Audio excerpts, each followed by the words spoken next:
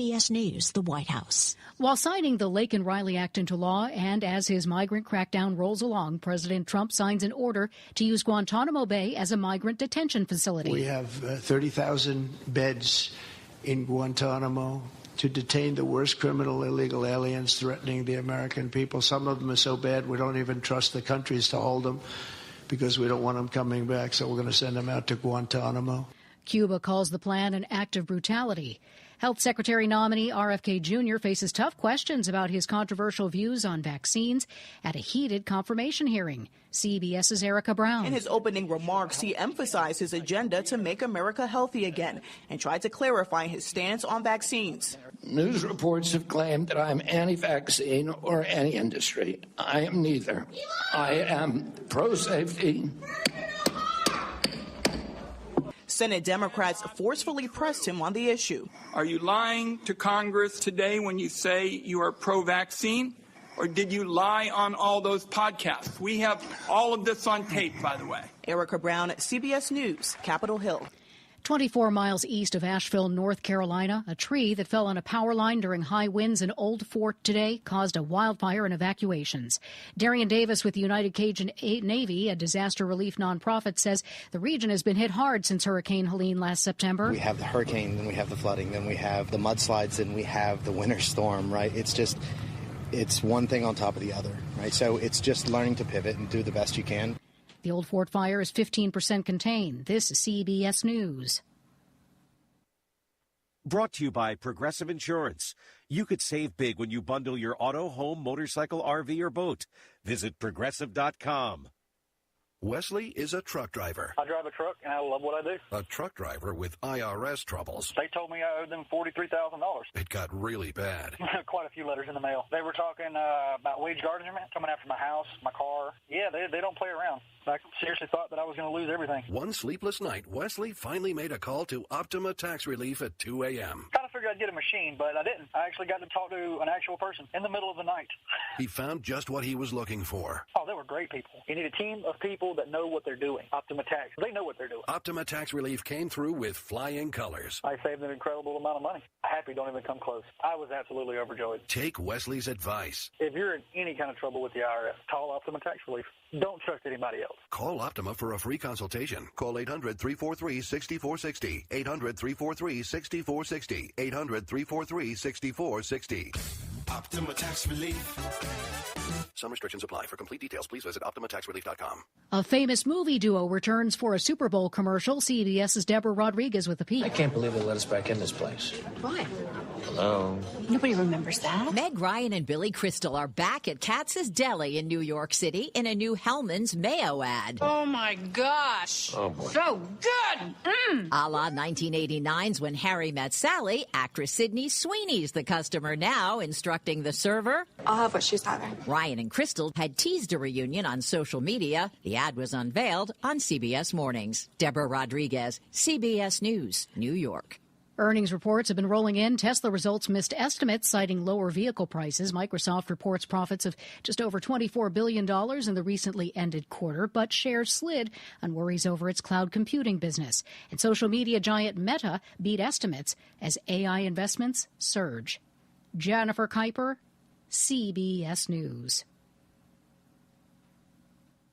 Between all the holiday parties, weekend tailgates, and family get-togethers, we've been overindulging a little more than usual over the holidays. But now, we are starting the new year off on a healthier note by taking Active Liver supplements from New Nordic every day. Active Liver contains a powerful blend of turmeric, milk thistle, and globe artichoke extract, all natural ingredients that help protect the liver so that it can protect you from toxins. It's like giving my body a daily detox. I've never felt better, and my energy is through the roof. And my doctor is already impressed with how much better my numbers are looking. So if better health, more energy, and detoxing your body are some of your priorities this year, get Active Liver today and start the year off knowing you're giving your liver some well-deserved relief. Active Liver is available in both tablets and as a delicious gummy. You can find Active Liver in stores at your local CVS or online at Amazon or NewNordicUSA.com. Fueling your 2025. Happy New Year from Wave 105 FM. Good afternoon. It is 2:05 p.m. and that is your time check brought to you by Wendy's.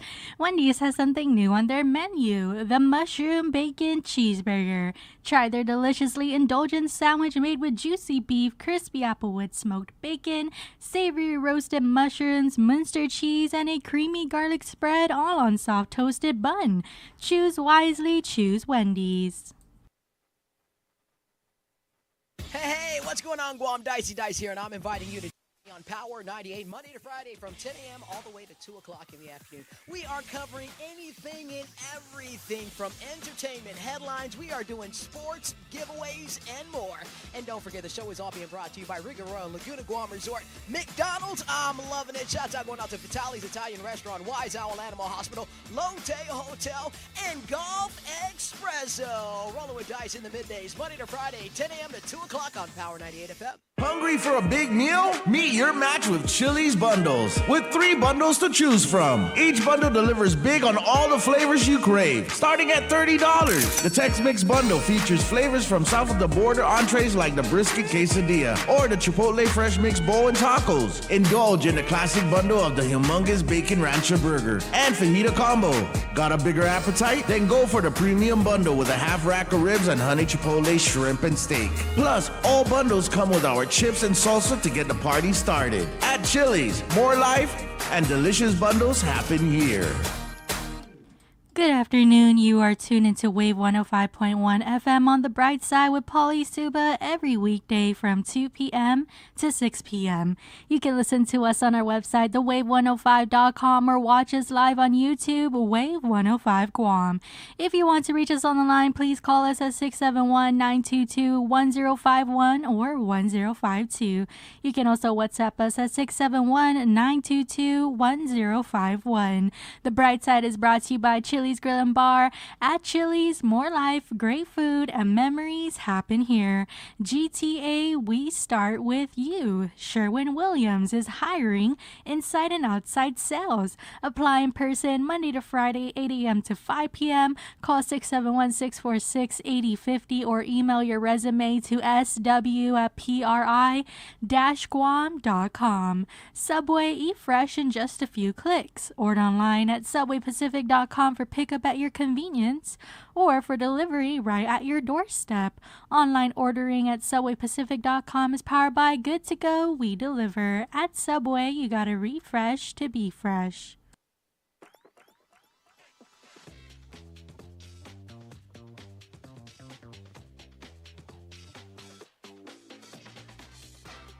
Now's that time for your real deal traffic report here on the Brightside. Slow traffic on Route 2 in Matek, and this is by the Seti Bay Overlook. Slow traffic on Route 4 in Sinahanya. If you are heading to the intersection near the Central Precinct.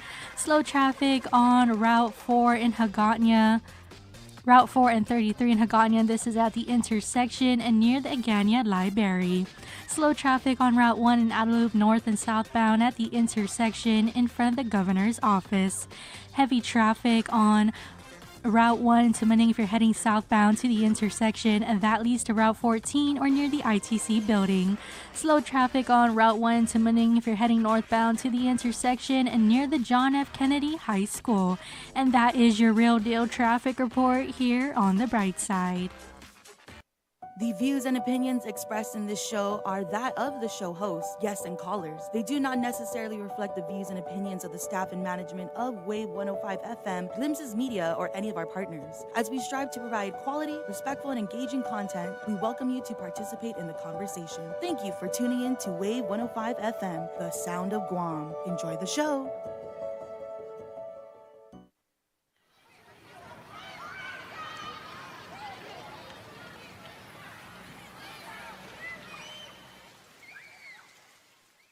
I ran into this girl the night before.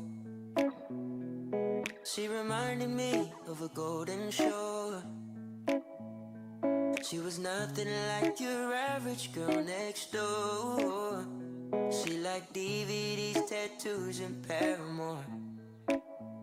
She'd say, Hafa Adai, como por favor. And I'd say, sa dispensa tu kaigi kulor. us round the galaxies and more.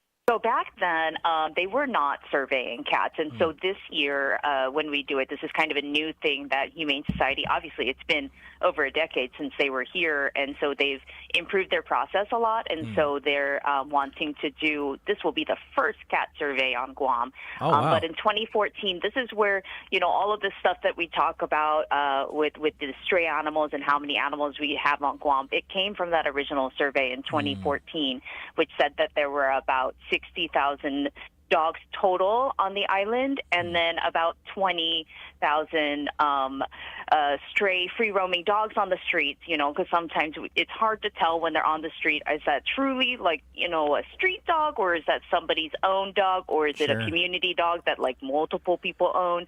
So it's called just free-roaming dogs. So about 20,000 back in 2014 was the number. Wow. Well, what does that mean per capita when you compare those numbers to other states, maybe other jurisdictions? Do you know? So I do not know how many. Dang it, you're asking me about human stuff? I don't know human numbers.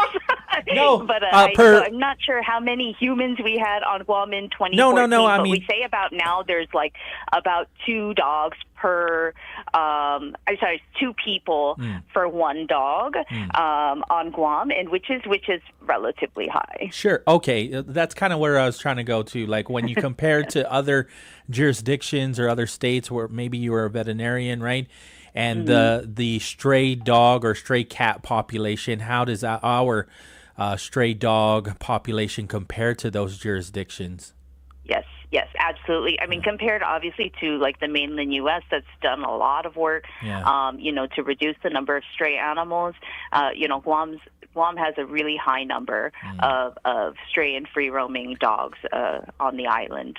Okay, so because it can be relative, you know what I'm saying? And so when we say, because it's been in the news many times, I'm sure you've heard about the story of the amount of dogs that were building up in Tidzin, and there was some protests over it because of the way that they were being brought in, right? So it can be relative, and so I'm trying to understand better if you see this as a crisis for us with the amount of stray animals or free roaming animals we're seeing compared to other jurisdictions. Yeah. Yeah. Yes, absolutely. And I did see, there was a lot of news around this. This was around, Gain at the time was working on getting some additional funding to reopen the SNP clinic. Yeah. This was around the time that I was getting ready to move back home here, and I'm kind of watching it from stateside where I did, shelter medicine out there. And just, there's a bit of drama around it. And I'm like, man, I don't know if I want to go back and get involved in all that. It was a little, it was a little hot before I got here. But we got, Gain was able to secure $450,000 appropriated from the legislature per year to reopen the SNP clinic. I ended up taking the government job, even though I was very hesitant to, but I'm very glad that I did because we've done a lot of work since the beginning of 2022. Right. We've got a lot more to do, but it is, and it is because I do oversee the animal control officers, and so I see daily, what our citizens are dealing with. Poor kids when they're trying to go, to the bus stop, go to school, and these stray dogs are being a nuisance, biting at people. And on occasion we get the truly aggressive dogs too. People can't even. I live over here in Guam, so of course, everybody that goes on their walk just trying to stay fit, they carry some kind of umbrella or stick or something to fend off the stray dogs. And so, it's affecting our people here. And so it's so important that the legislature continues to put money towards this and that we continue to have the progress that we're having to get this really under control. But it's also important that our citizens, that our people, that our dog owners and cat owners are being responsible pet owners, right? Because if we let our dog just roam freely, it's going to find a boyfriend, it's going to find a girlfriend, and then we're going to have more dogs. And then what do we do with those puppies? Right. Because they're cute for the first couple months, right? And then all of a sudden people don't think they're so cute anymore. Exactly. And then where do they go? They end up on the street, and then we just get more. And we don't want that, even for the animals, because it's not a great life living on the street. It doesn't matter if you have 2 legs or 4 legs. It's not a great place to be. Understood. And so it's also crucial to get the word out for this, because you also need the community's help, right? You need volunteers. And so I'm looking at the list here, and we can just go run down it real quick and stop me if we need to put more emphasis on any of this. But you must be 18 years or older. The mandatory training sessions are February 11th through the 12th, so 2 days, right? Or just 1 day each? So it's two days in a row, so you have to attend both days of training. And so these volunteers, I guess, let's just, if you don't mind, let's talk a minute about what we're going to be having the volunteers do. So, we say it's a dog and cat survey, but what are we doing? Part of it, is we're, walking the streets in a very standardized fashion and counting the free roaming dogs and the free roaming cats. Since I was not part of the original survey, I don't know, all the details on how they're going to tell us to do this in a consistent way for all the volunteers. So I will be learning too. But that's the first part. And then the other part is a household questionnaire. And so I've been calling it's kind of like dog and cat census. We're going to have people going door to door in the villages and asking to speak to people about how many dogs do they own, how many males, how many females, are they spayed and neutered, do they have vaccines, those kinds of questions. And so our volunteers will be doing both of those things. So not only do we need volunteers to help with the actual survey, I also need community members to contribute, talk to these volunteers and give us the information for their household, because sometimes when you hear people knocking on your door, you're like, who is that? I'm not home. Yeah. So we also need to interact with the people because we want to be able to get accurate information. And so I just wanted also, not only do we need volunteers, but also for the community to know that, hey, we're going to be out there in the villages. So please, if you see us, everyone's going to have little identifier name tags. Please interact with us because we want to get accurate information so that we can improve animal welfare here. Right. That is very important for the community to be like, I don't know if I trust people coming closer to my place and whatnot, right? And so that brings to mind the people that are going to be participating. Will they be wearing any kind of vests or shirts that make them stand out? Yeah. So we do have, they will be ID tags that they will have with them. Okay.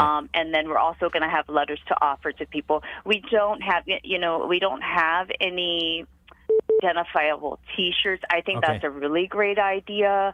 I think I might even float that by. I'm going to meet with Humane Society International one more time before they arrive just to see if there's any other way. Like, do they have HSI hats or something that they can bring with them so that we're all, uniform in that way. So we don't have that. But part of the training, part of that mandatory training, and a big part of it is going to be, one, how do we stay safe out there, because we also want to make sure we're not interacting with people that we don't want to interact with, how to approach people, how to do the actual survey, and then also use the applications that we will be using to gather all the information. So that's why the training is 2 days, there's quite a bit of information to cover during those 2 days. And then the actual survey days come after the training session, right? February 13th through the 21st. During daylight hours. The exact hours will be dependent on volunteer availability and weather conditions. Anybody still on the team since 2014 that could tell you how many volunteers you're hoping to get, or maybe you've already assessed that? Yeah, so our goal is about 25 to 30 volunteers. Really, the more volunteers we have, the less tired everybody's going to get, right? Because we're going to have to be out there walking. It's going to be, sunny out there. And so the more volunteers we have, the less individual days they'll have to, go out there and be out there. And so our volunteers don't need to be available every day during that time period. Sure. And so, some people can only do the weekend because they're working, then that's fine. We want to be able to spread it out quite a bit. So the more people we get to sign up, the more we spread it out. And then also the more opportunity for all of our animal lovers on the island to be involved with, solving this issue. Right. And I'm sure in the training you're going to discuss how you're identifying the free roaming dogs or cats, right? Because what you don't want to do is count them twice. Right. Yes, absolutely. Yes. Yeah. And I have kind of read a little bit about their methods that they use to avoid double counting. Yes, absolutely. All right. Thank you so much for this. I'm actually very interested in how this whole survey is going to work out. I'd love to just stay in contact. Sign up if you yeah, this is very interesting. Go ahead and sign up. Yeah, I'm looking at it now. Just got to look at my calendar, but this is something that has been on the mind of the community. Anytime you bring up stray dogs or cats, right? I like the term of free roaming. And so I'm going to probably steal that. That's fine. That's great. Yeah, and just continue to follow up on this. And I might take you up on. I just got to look at my schedule and whatnot, because this is something that I would be interested in knowing as far as the statistics go, right?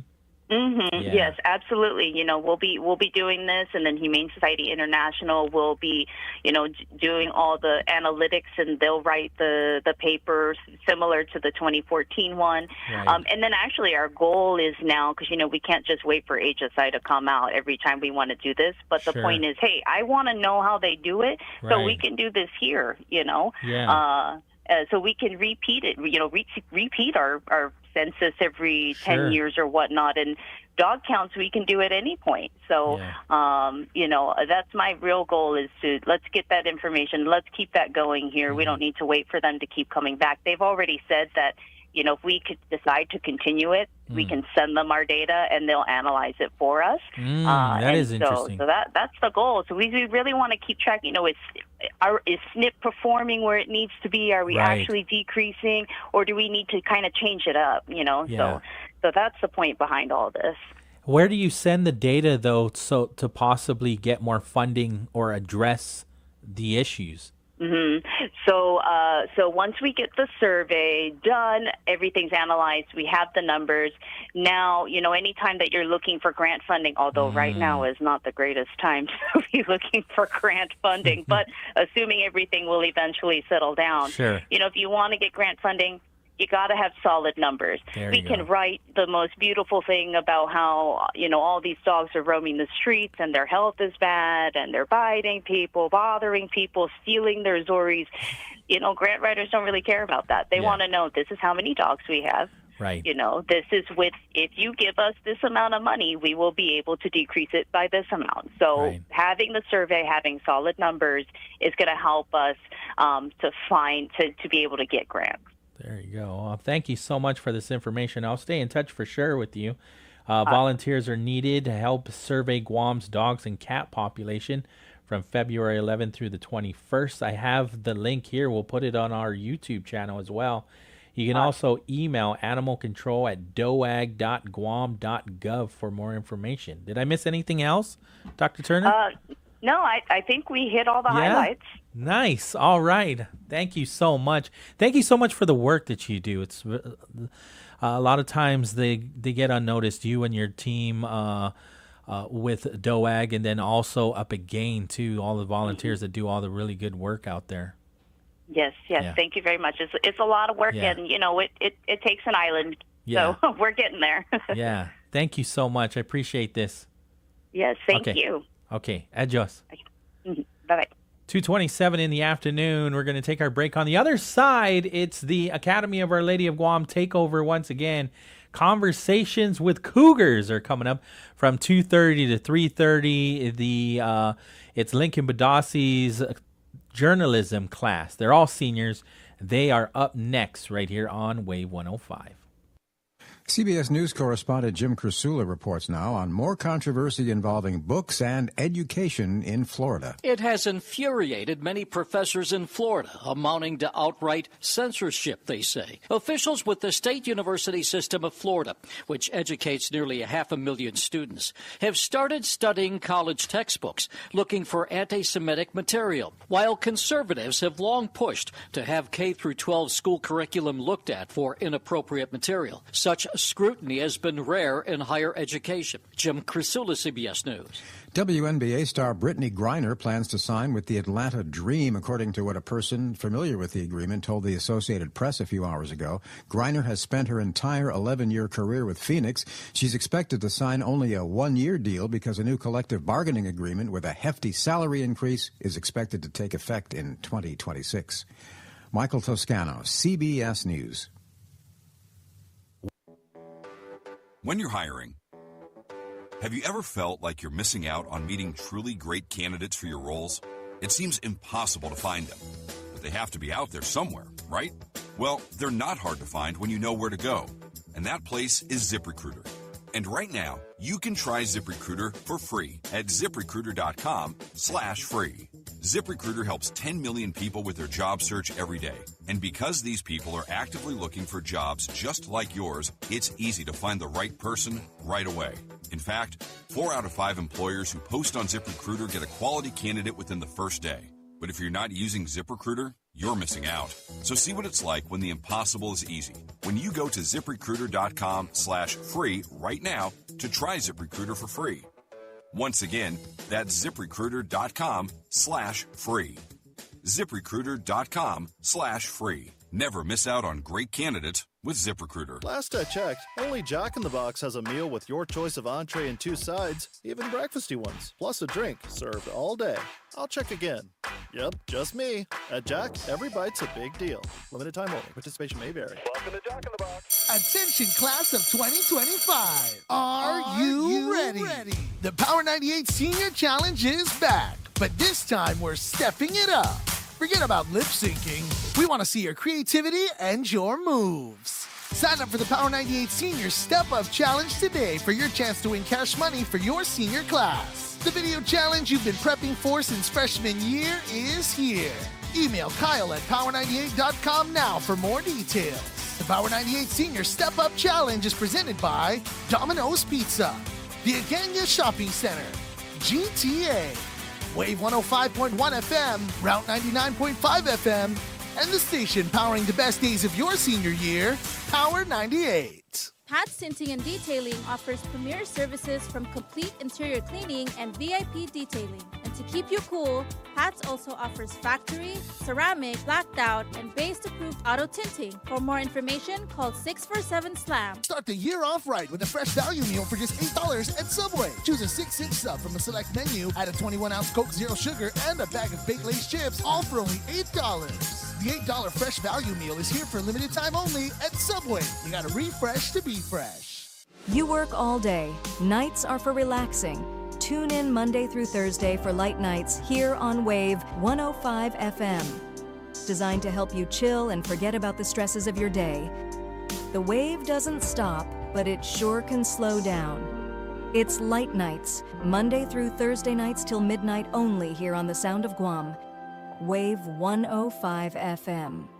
I noticed you've been flipping the channels looking for a place to land on. Well, I'm here at 105.1 The Wave. I'll make you laugh, maybe cry, but you're going to hear everything to get you through your morning. Mornings with Patty. You don't have to listen to me, but I think you're going to want to. Mornings with Patty on the Wave 105 is brought to you by GTA, Chili's Bar and Grill, Bank Pacific, Subway, Sherwin-Williams Paint, Take Care Insurance, and Pat's Denting and Detailing.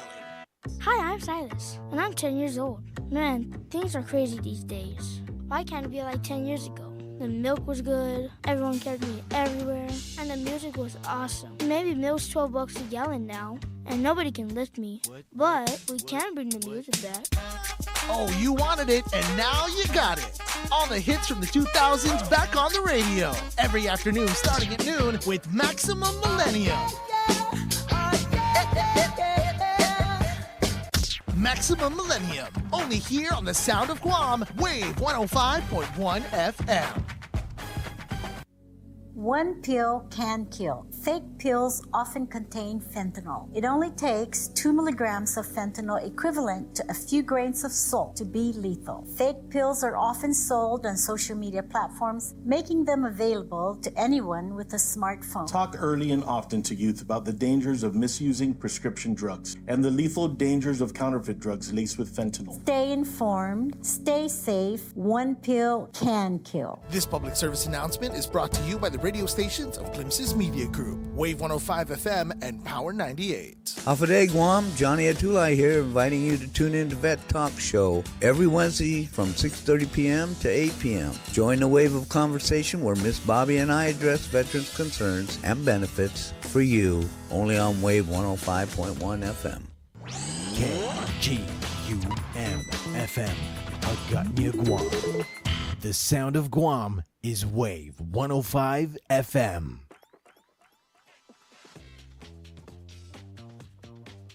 Now's that time for your real deal traffic report here on the Brightside. Let's see, slow traffic on Route 4 in Maritza, and this is in between the Pier Park and the Bell Tower. Slow traffic on Route 15 Pagat Route in Manilao at the intersection and near the Santa Teresita Church. Slow traffic on Route 16 in Barragata if you're heading to the intersection near the post office and the Guam National Guard. Slow traffic on Route 3 in Dededo if you're passing the GRMC Hospital heading to the intersection on Route 1. Slow traffic on Route 4 in Hagåtña, and this is if you're heading to the intersection near the Agania Library. Slow traffic on Route 1 to Muning North and southbound at the intersection that leads to Route 30.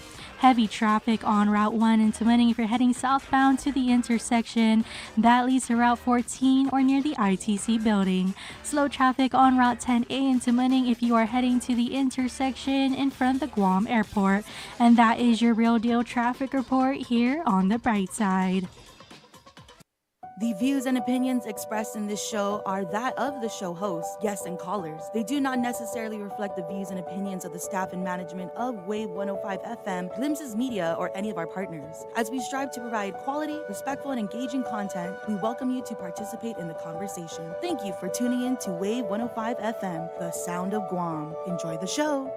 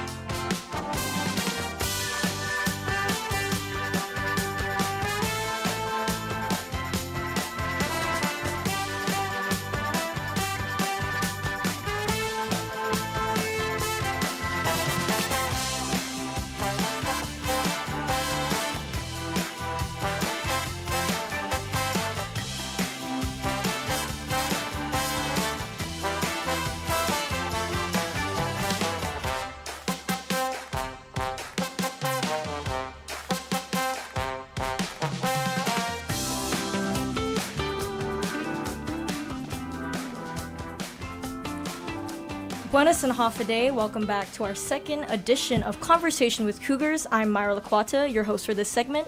And in the room with me, I have Ayla Frianeza and Ali Santos. And in the producer's room, we have Olivia Camacho. For those who don't know, we're actually a new group of girls from the Academy Journalism class. Before we start, we'd like to thank Pauly Suba and their team for having us on the show again. We appreciate the airtime and experience. Yesterday, our classmate from the Academy interviewed our favorite local bands in Bedrooms and Spear, which, if you didn't catch, the interview was actually really insightful on the band's journey and motivations. So we decided that we wanted to continue that theme and interview local business owners. I think everyone in our journalism class has a passion for fashion, so we decided to interview the owner of Good Looking Out. For those looking for a more environmentally friendly clothing solution, Good Looking Out takes on the issue of sustainability by selling curated secondhand clothing. Today we bring in the owner, Hannah Johnson. Hi Hannah, how you are today? I'm good. All right. Well, let's ask how I am. Yes, sorry. All right. Well, let's just get right into it. Fashion has a way of sticking with us even at a young age. What was your earliest memory of fashion and what drew you to it?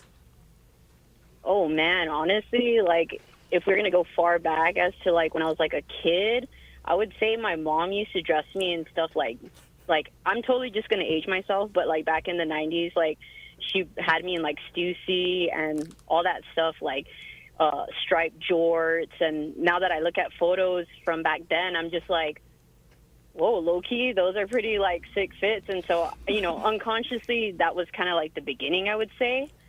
And then, you know, I think my peer groups and stuff, as, you know, you age and you get into, like, your different, like, phases in life, I think it was, like, my peers and the things that I was into, like music, that would influence me a lot. I would say that's probably, like, the earliest. And then, you know, obviously high school and all that. Mm-hmm. Yeah, very relatable, you know. It's always so nostalgic to see old childhood photos and being like, oh, that's not a bad outfit, Mom. Good job. Yeah, no, for sure. Yeah. Moving on to sustainable fashion, what got you interested in that? We're hearing more and more about sustainability. How did it lead into your business that you're running today? It's so funny because low-key, I think it was just, and this is so cliche, but I'm just going to say a passion for fashion was pretty much like the main part of it. So I wasn't really looking so much in the sustainability like aspect of it, but it so happened to just like coincide perfectly. And you know, mm-hmm. It is important to actually be sustainable. So it wasn't really so much going for the sustainability, if I'm being honest. But then now that, you know, with global warming and all of that, it's just like, it just makes sense, mm-hmm. you know, and it's just a better route. So it kind of lucked out in that sense to go down that path. Yeah, especially with all the problems with fast fashion these days. I think having a sustainable store on Guam is a very fresh beginning, you know. Even though you guys have been established, I believe, since 2019, you just celebrated your 6th anniversary, correct? Yes, we did. Congratulations. We totally forgot. It's like time flies. It's crazy. I know. Good Looking Out is officially 6 years old. Being the first on Guam, what challenges did you face when starting the business? Honestly, like, I don't really think there was so much, like, a challenge at first. Like, it was more so like you're doing it for yourself and you're kind of like excited about this new craft and you're really just into what it is versus like, and you know, you'll easily overcome like obstacles, but I don't really remember seeing too much obstacles. I think like everyone was pretty much like open-minded to the used clothing thing because it was growing to around the same time. And I think it was just kind of like older generation that will kind of trip out a little bit, like, hey, this is used, how come like you don't want to just get something new? And understandable, it's a different generation. And it was just, that was, I would say, the only thing, because, you know, people had comments and they'll ask like, well, how come it's used and all this stuff? But, you know, you kind of just, first of all, it's like a trend, like, you know, some of the clothes is just like coming back around. So it was easier to be like, well, the style was older back then. And so, you know, it was easier to find in the thrift, like that stuff from the 90s, and people weren't really producing that so much yet. So even if you wanted to get into that style, you couldn't get it from the new items. You know what I mean? So it's like, you know, so that's one thing. It's just the style and the, what's it called? I was going to say fabric, but that's totally not what I'm thinking. It's more of the material and the craftsmanship of older items. So it wasn't just about it being used. It was just, you had to explain to them where it's like craftsmanship was better than, you know, it was made in U.S. and it was more like it held up through time. And so it's like not just it being used because that was the only way you were able to get things like that. I see. I feel like there's also just a certain aura around these clothes that came from vintage shops, you know? They have more of a sense of feeling alive in a way. I agree. I feel like when you finally find something that you really like mess with that you didn't know actually existed before, it gives you this type of like dopamine hit. You know what I mean? And I think it becomes more of a precious item because you can't just find that anywhere. You literally found a one of one randomly. And like, what are you going to do? Google it or eBay it? Yeah, you can do that, but it doesn't get that same value. I see. And when shopping for these items, how do you choose which are cop and which are drop? You know, how do you choose which are supposed to go into the store and which one go into your personal closet? Okay. So it's not just, honestly, and it coincides, right? Like, I wouldn't buy something that I don't think looks good. And so, you know, it's hard for me to not take it. It's so hard for me to take everything. So for me, it's how I decide something is a cop is like if I can picture it actually in a different outfit. Like sometimes when you look at a piece, you're just seeing what it is for what it is. And sometimes it looks crazy and you're like, what the heck? Like it could be easily, it's subjective, right? So you can be like, this is ugly. But if you can actually picture its potential in like a cool fit, like then it's like, yo, that'll be so sick with like, I don't know, jorts or something. I know that's like a easy basic, but like just having like a crazy piece and throwing it with something like basic just makes an outfit pop. Like, you know what I mean? Yeah, for sure. I think having unique styling and unique pieces of clothing always help an outfit feel more elevated in a sense. But moving on to trends, you know, how everyone's moving on to the jorts and denim style of the 90s and 80s. How do you balance on staying top of these trends while maintaining the curated feel of your store? Oh my gosh, trends go quick. Like, it goes so fast. Like, it's hard to keep up, but at the same time, I think we don't really technically look for trends in the market for the things we cop. It really just is how we feel about the piece. So whether it's, you know, because something could be trending, but you don't mess with it, right? I think it's more of like our personal style and how we feel about it more so than trends. But sometimes the trends end up coinciding with it, but it makes sense, right? Because things like repeat itself. So history repeats itself. So everything I grew up on that I like, it's starting to like repeat itself. So like the Y2K stuff, I think it's fire. I thought it was fire back then, and now it's coming back around. And so it was just like, dude, if I would have copped that back then, and, you know, it just so happened that the trend came back, and I was so into it anyways, so. Yeah. Yeah. Definitely. Especially, I can see the Y2K and the 90s coming back, especially within my generation, you know. So glad that my parents and my older siblings kept their old clothes. Definitely that's stealing the best. it, you know. That's the best. Thrifting in a closet is always best because it's free.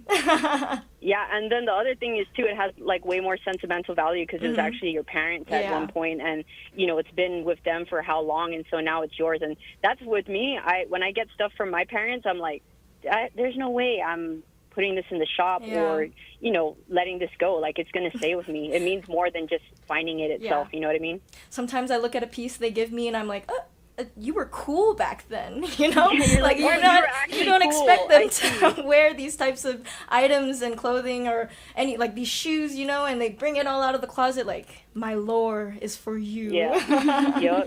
Hey, I hate to say it, but sometimes you just got to listen to your parents because they've been there, done that. So, and it's showing up in fashion, if you know what I mean. Yeah.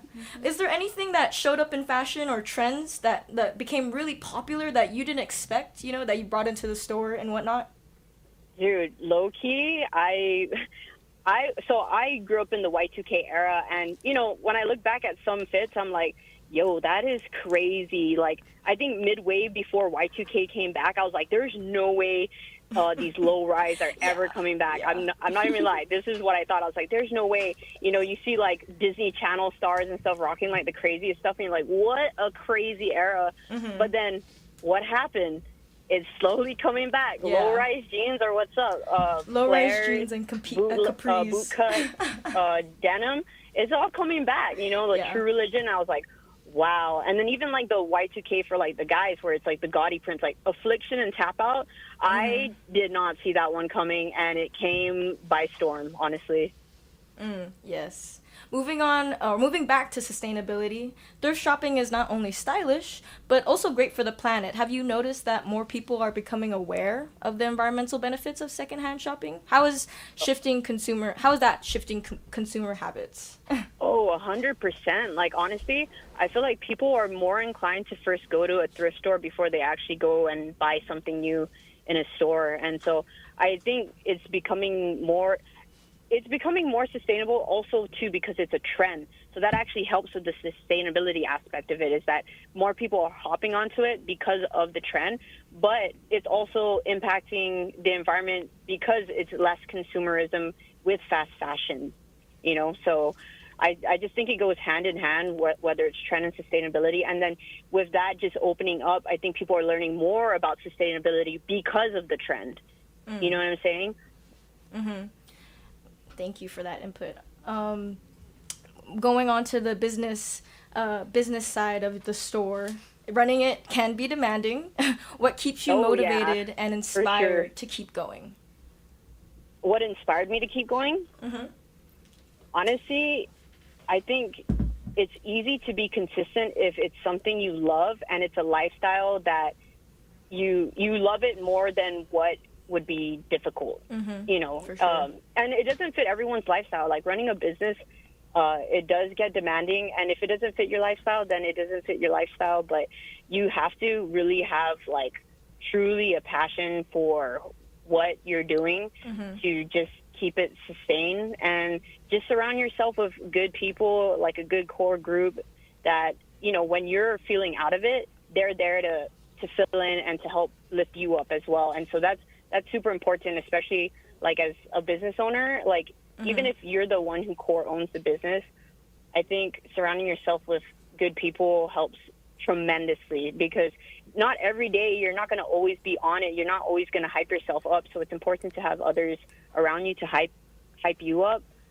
And yeah, it's not lonely at the top. You just got to have the right people with you. Yes, for sure. And it's always exciting to hear about future plans, especially from someone who's already breaking new ground. What's next for your business? Are there any exciting projects or plans in the works? Honestly, I mean, just, it's always like, what are we going to do next? What's something new we can get into? And I've got to say, YouTube was the next move, I guess. So we started our YouTube channel back in March. We were doing DJ sets and stuff, which we continue to do once a month. We always post up a glow session. We have a vlog, which is so funny because I never really liked putting myself out there. And even this radio station is, I'm not going to lie, I was nervous to get on this. But yeah, we've just been trying to put ourselves, have more of a presence, like on YouTube, different, definitely a different platform. So we want to grow in that aspect, as well as we're doing a lot more markets out in the States. So my business partner, who also is my cousin, Trent, he's out there doing pop-up markets, and pop-up markets in the States are like super like popping, right? So right now we're just growing in that aspect and getting our feet wet with spreading our name out there. And I think it's just the goal is just to grow and be, how do I say this, is to just do what we're doing now, but always look for like opportunities to get yourself out there more.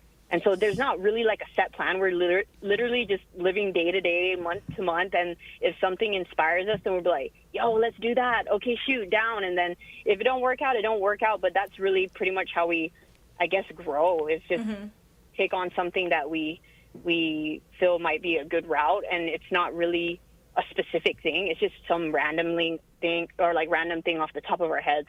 We're so spontaneous, I guess you can say. I see. You shared such great advice with us today, but is there any advice that you would like to give to aspiring entrepreneurs, especially women who want to start their own business on Guam or anywhere? Honestly, just start. Anything is something. Like, you just, and I always give people this advice because, like, if they ever ask me, like, how do I start a brand if I don't have money and all this stuff, I'm like, you technically don't have to have money to start a brand or a company. You just, Instagram is free. You already have a phone. I'm pretty sure like everyone practically has a phone. But just get an Instagram, figure out the name you like and what you're trying to go for, and just start curating like photos and everything on your IG. Just put out content, and that's free in itself. And just put out what you feel, put your mood board out there. And after that, if you do end up like saving up some money, like $50 can get you like 100 stickers. Flip those stickers, and then flip that money you get from the stickers by buying shirts, and then flip that, and then you just continuously finding ways to grow in a smaller sense is way more sustainable than throwing a bunch of money on your own business. It's easier and less stress, honestly. Wow, that is honestly great advice. Thank you so much for that, Hana. Finally, I try. I try. Wow, should become a motivational speaker. Get your own radio show, TED Talk. I'm already nervous to be here with Myra, so that's a whole venture that I don't think I'm going to take on for sure. All right, finally, for our last question, what's one unique piece in your store right now that you think everyone should come and check out? Oh man, that's a toughie. I mean, we have this one pair of NBA denim pants. It's like a Y2K NBA jeans, which is funny, right? Because when the heck does the NBA ever make jeans? But it has like all of the old school like patches on it. It's not for sale. It's literally there for display. And I only did that because it was like torn at the bottom. And I'm like, dude, ain't nobody going to buy this. But ever since I displayed it, everyone's like, hey, how much? And I'm like, I'm sorry, I can't sell this to you now. But even though it's like, and they're down for the torn, like, I'm like, man, honestly, I think you guys hyped it up so much that I just have to keep it on display for everyone else to appreciate. So honestly, I think of everything in the store. That's a hard question because I love everything in there, obviously, right? Or it wouldn't even be in there because that's contradictory. But yeah, the NBA denim, that's a sick one. Plus, I like basketball, so. Nice. Well, you hear that, Guam? You should go check out Good Looking Out today. Thank you so much, Hana, for your time. We appreciate all the insight and advice you shared with us today. Please remember to go. Worries. Yeah, of course. Please remember to go check out Good Looking Out. They are located in Agana above Hafa Adai. Always out with the latest styles for your closet. We're going to go into a quick break, but after this, my classmates Ayla and Ali will be interviewing the winner of Junior Achievement, Stephen Bomba. They will talk about the trials and tribulation of what it takes to win.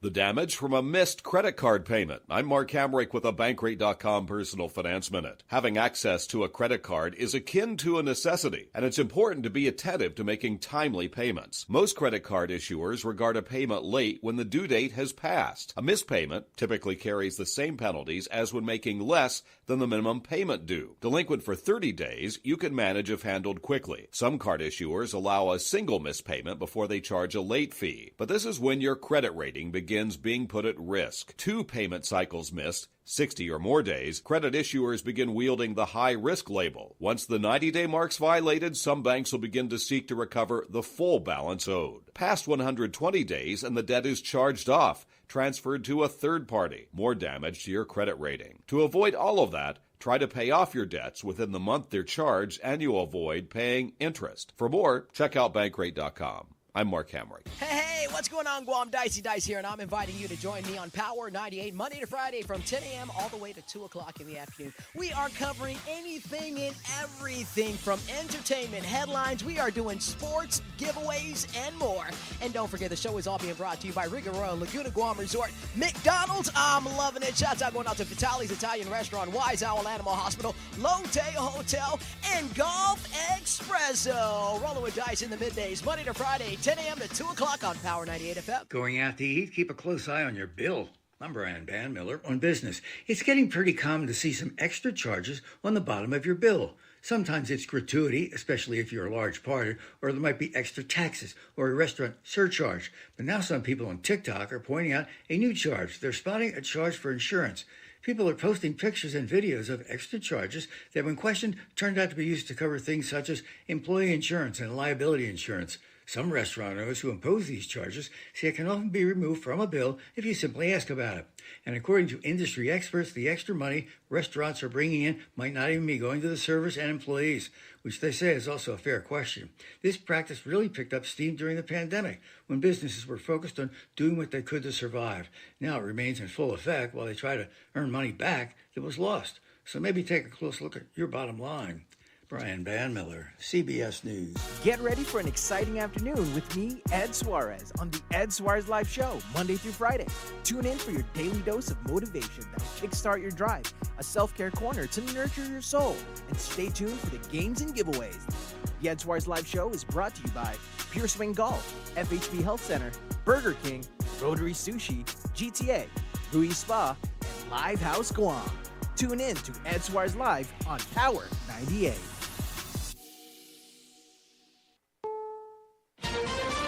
This is CBS News on the Hour, sponsored by O'Reilly Auto Parts.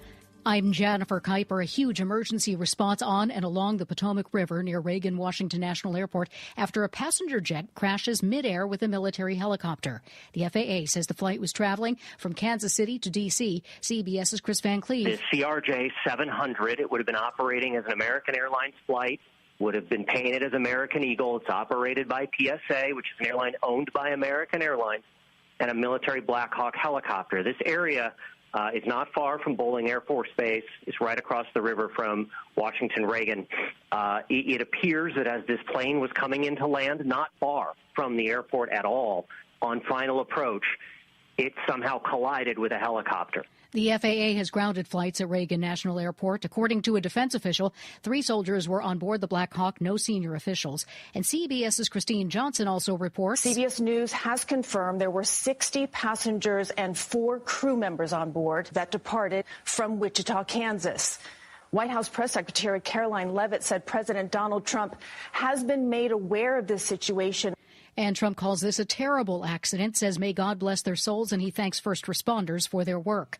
The president signs a memorandum to send migrants to the same base where 9/11 detainees were held. Today I'm also signing an executive order to instruct the Departments of Defense and Homeland Security to begin preparing the 30,000-person migrant facility at Guantanamo Bay. Border Czar Tom Homan says that U.S. Immigration and Customs Enforcement would run the facility. The White House has rescinded an Office of Management and Budget memo, which had sparked widespread confusion as it sought to freeze multiple government-funded loans and programs. CBS's Olivia Rinaldi. What got rescinded was the OMB memo, not the executive orders, but just the memo. So a little bit of a distinction there, but it was enough to cause a lot of chaos here at the White House, people questioning what this meant. But ultimately, that federal funding is still on pause until we are hearing from a federal judge in this case who put a stay on that order that we will hear from on Monday, whether or not this federal funding freeze will be lifted. Officials in North Carolina's McDowell County say a wildfire in Old Fort, 24 miles east of Asheville, has forced some residents to evacuate as high winds complicate efforts to contain the flames. Will Keller is the county's emergency services director. Various folks who are working in western North Carolina on Hurricane Helene have brought food, water, and there's been an outpouring of support from the community and throughout the region. The fire in Old Fort has burned some 250 acres and is 15% contained. This is CBS News. Think O'Reilly Auto Parts for all your car care needs. Get the parts and service you need fast from the professional parts people at O'Reilly Auto Parts. If you have unfiled taxes or are in debt to the IRS, this is important news. Did you know the IRS has programs specifically designed to help people struggling with tax debt? Powerful tax assistance programs that can save you thousands if you qualify. No one knows these programs better than the experts at Optima Tax Relief, America's most trusted tax resolution firm, A-rated by the Better Business Bureau. Their award-winning team of tax attorneys and licensed professionals have resolved over $1 billion of tax debt for their clients. One call to Optima can start the process, helping to end your worries about wage garnishment, asset seizure, and other IRS actions. Make sure you're getting the best options to solve your tax problems. Call the experts at Optima today for a free confidential consultation. Call 800-343-6460. 800-343-6460. 800-343-6460. Optima Tax Relief. Some restrictions apply. For complete details, please visit OptimaTaxRelief.com. In northern India, at least 30 people have died and many more have been injured in yesterday's stampede at a huge religious gathering. New Year festivals are marking the start of a new lunar year in China and beyond. CBS's Vicki Barker.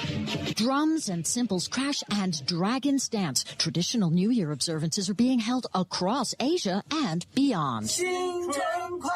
That's a New Year's greeting from the crew of China's space station. There was even a small observance in Moscow, intent on deepening ties with Beijing during the second Trump presidency. A foreign ministry spokeswoman managing Happy New Year in Mandarin. Millions watching the Year of the Dragon give way to the Year of the Snake. Vicki Barker, CBS News. Dutch police arrest 3 suspects after the theft of a priceless golden helmet from Romania, which had been on display in a small museum in the Netherlands. Jennifer Kuiper, CBS News. This is an important notice to all U.S. taxpayers. The IRS is giving away billions of dollars in tax savings through a federal program called the Fresh Start Initiative to aid delinquent taxpayers. This initiative was established for anyone facing financial hardship and unable to pay their back taxes. Qualifying and enrolling in this program will stop all collections, settle your delinquent tax problem, and even reduce what you owe by thousands of dollars. Call the hotline at People's Tax Relief to see if you qualify and get this free information by dialing 800-283-2427. If you have unfiled tax returns or cannot afford to pay your personal or business back taxes, you can now get the help you need. One simple phone call can resolve your tax problem and save you thousands of dollars. To see if you qualify and to get this important free information, call 800-283-2427. 800-283-2427. 800-283-2427. KGUM-FM, Agutnia, Guam. The sound of Guam is Wave 105 FM. Nothing but the best. Wave 105 FM. Good afternoon. It is 3:03 p.m. and that is your time check brought to you by Wendy's. Wendy's has something new on their menu, the mushroom bacon cheeseburger. Try their deliciously indulgent sandwich made with juicy beef, crispy apple with smoked bacon, savory roasted mushrooms, Munster cheese, and a creamy garlic spread all on soft toasted bun. Choose wisely, choose Wendy's. Hafa Adai, Guam, Johnny Atulai here, inviting you to tune in to Vet Talk Show every Wednesday from 6:30 p.m. to 8 p.m. Join the wave of conversation where Miss Bobby and I address veterans' concerns and benefits for you, only on Wave 105.1 FM. Hungry for a big meal? Meet your match with Chili's Bundles, with 3 bundles to choose from. Each bundle delivers big on all the flavors you crave, starting at $30. The Tex-Mix Bundle features flavors from south of the border entrees like the brisket quesadilla or the Chipotle Fresh Mix Bowl and tacos. Indulge in the classic bundle of the humongous Bacon Rancher Burger and Fajita Combo. Got a bigger appetite? Then go for the Premium Bundle with a half rack of ribs and honey Chipotle shrimp and steak. Plus, all bundles come with our chips and salsa to get the party started. At Chili's, more life and delicious bundles happen here. The Bright Side is brought to you by Chili's Grill and Bar. At Chili's, more life, great food, and memories happen here. GTA, we start with you. Sherwin-Williams, ready for a fresh start? Sherwin-Williams is hiring inside and outside sales. Visit us in person Monday to Friday, 8 a.m. to 5 p.m. Call 671-646-8050 or email your resume to sw@pri-guam.com. Join our team today. Subway, eat fresh in just a few clicks. Order online at subwaypacific.com for pickup at your convenience or for delivery right at your doorstep. Online ordering at subwaypacific.com is powered by Good to Go, we deliver. At Subway, you gotta refresh to be fresh. Now's that time for your real deal traffic report here on the Bright Side. Slow traffic on Route 4 and 10 in Chalampago at the intersection that also leads to Zonia. Slow traffic on Route 4 and My Road in Chalampago if you're heading to the intersection that also leads to Santa Cruz Drive. Slow traffic on Route 4 in Sinahania if you're coming from Ordot heading to the intersection near the Central Precinct. Heavy traffic on Route 15 in Derry Road if you are heading to the intersection that also leads to Route 10 in Manilao near the Santa Teresita Church. Slow traffic on Route 28 Waisang Sung Road if you are heading to the intersection on Route 1. Slow traffic on Route 10A in Sumuning if you are heading to the intersection in front of the Guam Airport. Slow traffic on Route 1 Sumuning if you're heading southbound to the intersection and that leads to Route 30. Slow traffic on Route 1 Sumuning north and southbound at the intersection near the John F. Kennedy High School. And that is your real deal traffic report here on the Bright Side. The views and opinions expressed in this show are that of the show host, guests, and callers. They do not necessarily reflect the views and opinions of the staff and management of Wave 105 FM, Glimpses Media, or any of our partners. As we strive to provide quality, respectful, and engaging content, we welcome you to participate in the conversation. Thank you for tuning in to Wave 105 FM, the sound of Guam. Enjoy the show. ISLA, Guam is where I'm from. Tautanu Itamoru, kingdom of our people. GUAM, island in the sun. From Jigo to Malesu, this land is all that we know. I said this land is all that we know. What's up, what's up, what's up? Welcome back to Convos with Cougars. I'm your host, Ayla, and I'm here with Ali, and we will be doing the next segment on Junior Achievement Winners. Yes, so to continue with our theme of supporting and uplifting small businesses, we have the winning company of this year's Junior Achievement Company of the Year program.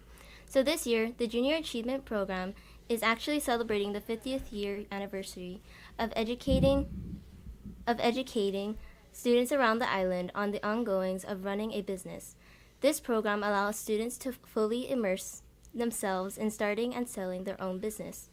I believe a few weeks ago that at the height of the program, the marketing VPs went on the Bright Side to discuss their product. Yes, I love Junior Achievement, guys. I was in it for 2 years. It's awesome, but I'm biased because I'm alumni, you know. It's one of the best things I did in my high school career. Yeah, I personally haven't been in JA, so I would love to hear what your experiences were like and how the journey has been throughout. So today we have Stephen Bomba and Maximus Fisher, two members of the group Rooted, that got the first place award for the Junior Achievement Competition.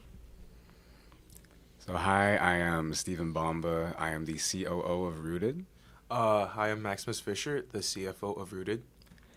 All right, congratulations on your win, guys. I know I Thank you. congratulated you guys like 5 times last night, but I was so excited. I was like cheering for you guys all night. The win is definitely most deserved. You guys worked so hard. But could you tell us a little bit about your company for those listening? Of course. So we are Rooted, JA Company, sponsored by Bank of Hawaii. Shout out Ryan, shout out Day, shout out Padgy, love you guys. Couldn't have done without our mentors, our advisors. So basically, Rooted, we created Insenia, which is a Guam board game. So basically, it's designed to help bring people together and try and spread the culture and things like that. So people that already understand it could like have fun with it. They'll get all the references, they'll get all the landmarks and locations. But also for people that don't understand Guam culture, they'll be able to ask questions and still have fun. So that's what we're trying to do. That's an awesome product, guys. It's no surprise that you guys won. Could you tell us what other awards that you guys won last night? Because I know you guys won a lot. All right.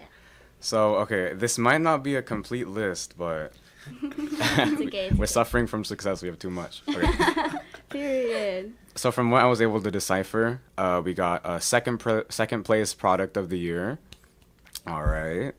Our CMO got second place.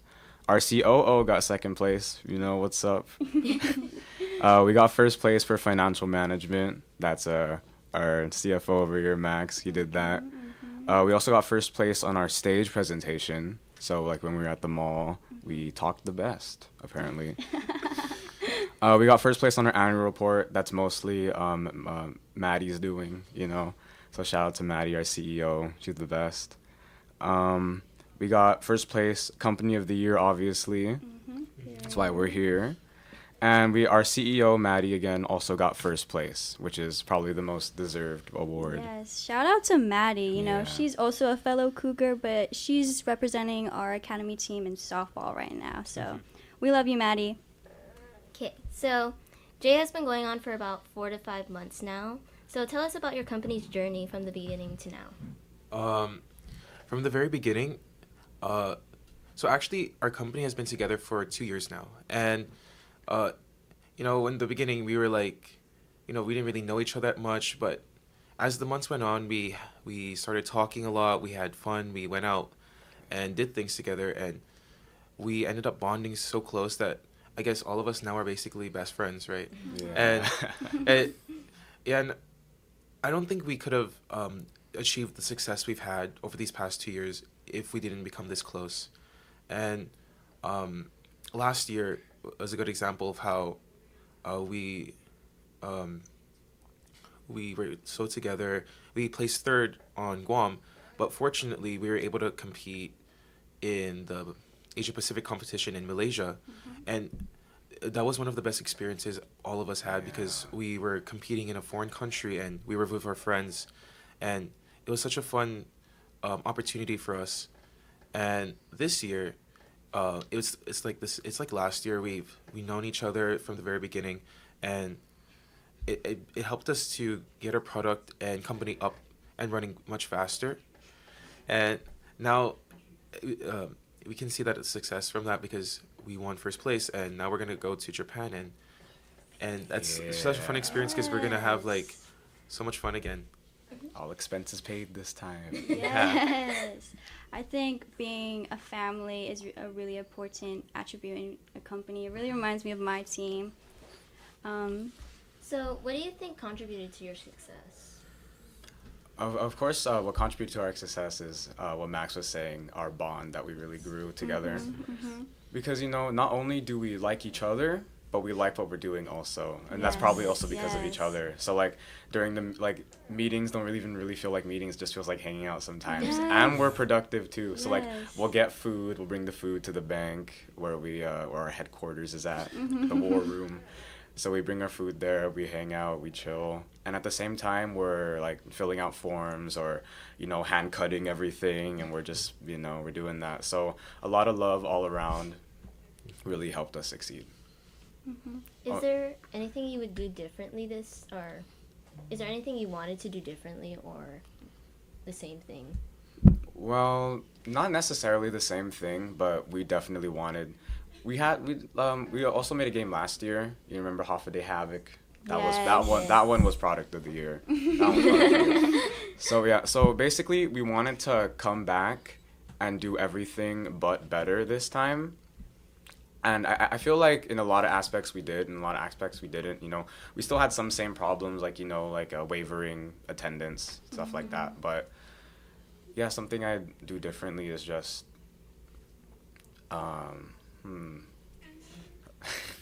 what's something you do differently first? Let me think.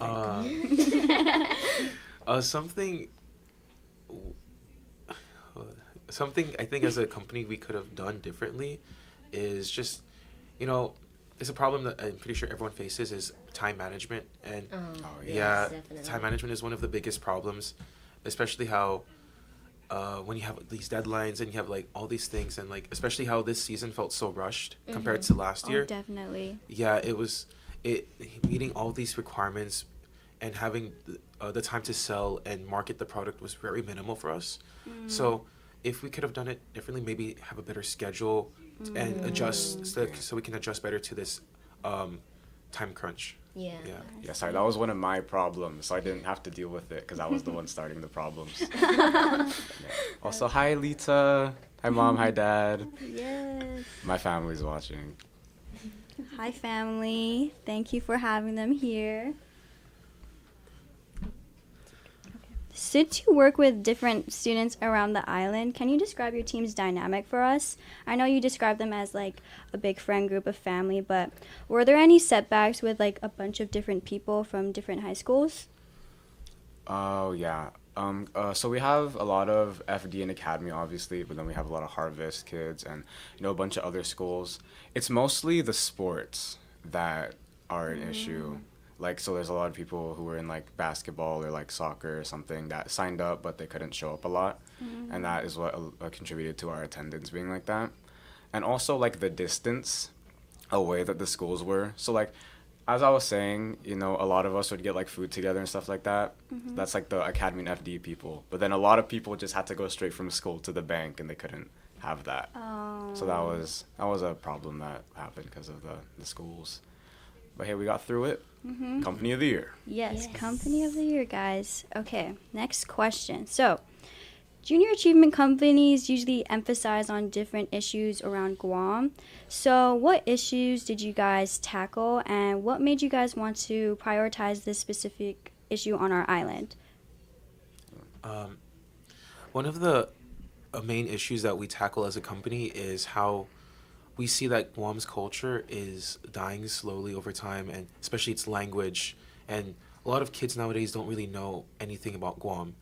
And so starting off from last year, we try to combat this issue and try to bring awareness to the culture of Guam. We do this by including Chamorro numbers into our card games last year, even Chamorro words.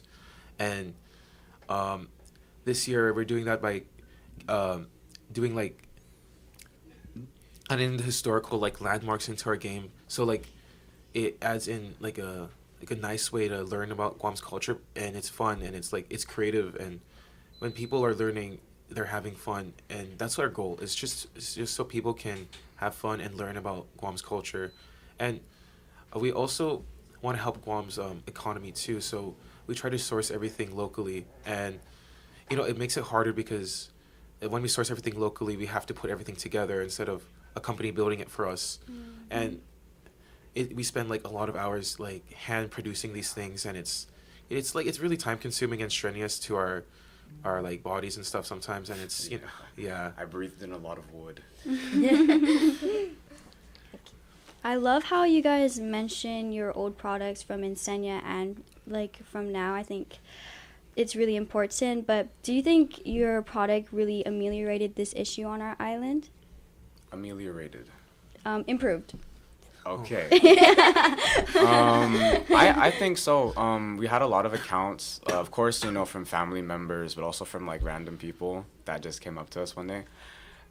They're having fun with the board game with their whole family, you know. So the kids are getting into it. The kids are asking, "Where's Talafofo Falls?" It's in Talafofo, you know, things like that. So I really feel like we are helping the problem of our culture. So making it fun to learn, so you can learn and have fun, you know. That's great. Thank you. Okay, so you guys were talking a lot about last year's experience. So you are returning students of Yes. JA. So could you tell us more about that experience? Like, was there anything, after all that hard work in those years, would you suggest it to your peers? Yeah. JA is like such a like fun program, and like a lot of us agree that if anyone asks us if they should join JA, we would definitely say yes.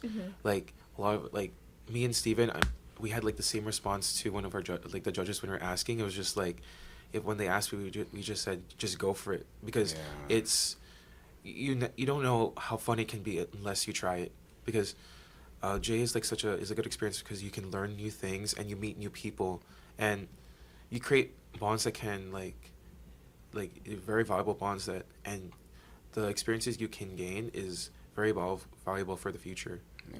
And not only that, you also can have all this fun, hang out with your friends, and make a positive impact on Guam. I think that's one of the main things. Because, you know, JA always tries to aim everyone's product at, you know, being sustainable or trying to help a cause.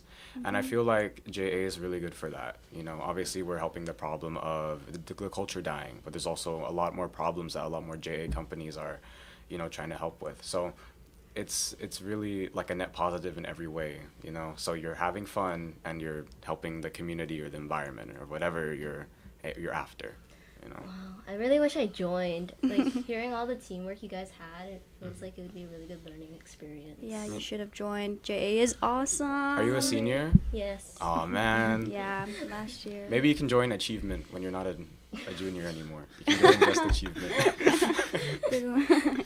Okay, so in your like past 2 years, what would you say is your favorite department? And do you see yourself working in this department in the future? For me, I don't really have a department preference, because I find myself having helping in every other department, and you know, it's really fun because when you put yourself out there and help in every way in the company, that's when you like really like learn things, because when you isolate to one, it might not be that fun for you. So there was a lot of helping out and going around because, you know, the wavering attendance. So sometimes everyone's helping with production, which everyone did, and I thank you all so much for that. I think it wouldn't have been possible without you guys. But yeah, but I really like production. You know, getting hands-on, especially this year, getting hands-on with the product and everything is unique, you know, so that each and every product has that student charm on it. It means it's just a little bad, but that's what makes it special. But yeah, I could see myself doing that for sure, like helping create a product like for an actual company. That would be cool. So I'm just curious, how exactly did you guys promote your product to the others? The main way we promoted our product is, of course, through Instagram. Our Instagram account was like, I believe, was the most active account out of all the companies. Yes, it was. Yes, it was. Let me check the stats on that. So bring it up. And another good way we did is that we reached out to the Hurrah Academy, and we went over there was it last month? Yeah. No, wait, not last month. It's like wasn't it earlier this month? I think it was earlier, the beginning of this month. We went over there, and we let the Chamorro students play our board game, and they had so much fun. They were really like laughing. They were like having so much fun in there, and we donated 5 board games to them, and they were so happy about it. Yeah. So we did that, and our Instagram, it has 252 followers with 54 posts. I made some of them. You guys should go check out their Instagram. It's actually hilarious. All their reels just make me crack up. But I want to know more about like your operations process. I know you talked a lot about it, but I'm sure the viewers are curious on how you made like a board game in such like little time? Okay, so firstly, the brainstorming. That's always the first part of making something, is trying to think about it, schematic it, blueprint it. So what ended up happening is everyone that came to the meetings, we sat down and we all gave one idea. And then we wrote it on the board. And then we voted like by a process of elimination. So like if this had so many votes, this one stays, this one had no votes, that one goes. And eventually we ended up on a board game. And we did the same thing for the problem we're trying to solve and how we're going to do it. And that was basically the start. And then the main problem we had was the vendor problem. We were at first going to like go to an overseas company and just order it in whole. So like it would come packaged, it would come printed, it would come with everything we needed. But that it wasn't like realistic for it to come during the time period. So like maybe if we started earlier, but it took a while to get what we really wanted, because we didn't want to like jump into the JA season with a product that we weren't 100% sure about. So that was the main thing. And then how we ended up on like a board and a canvas, because we have a portable one and a premium one.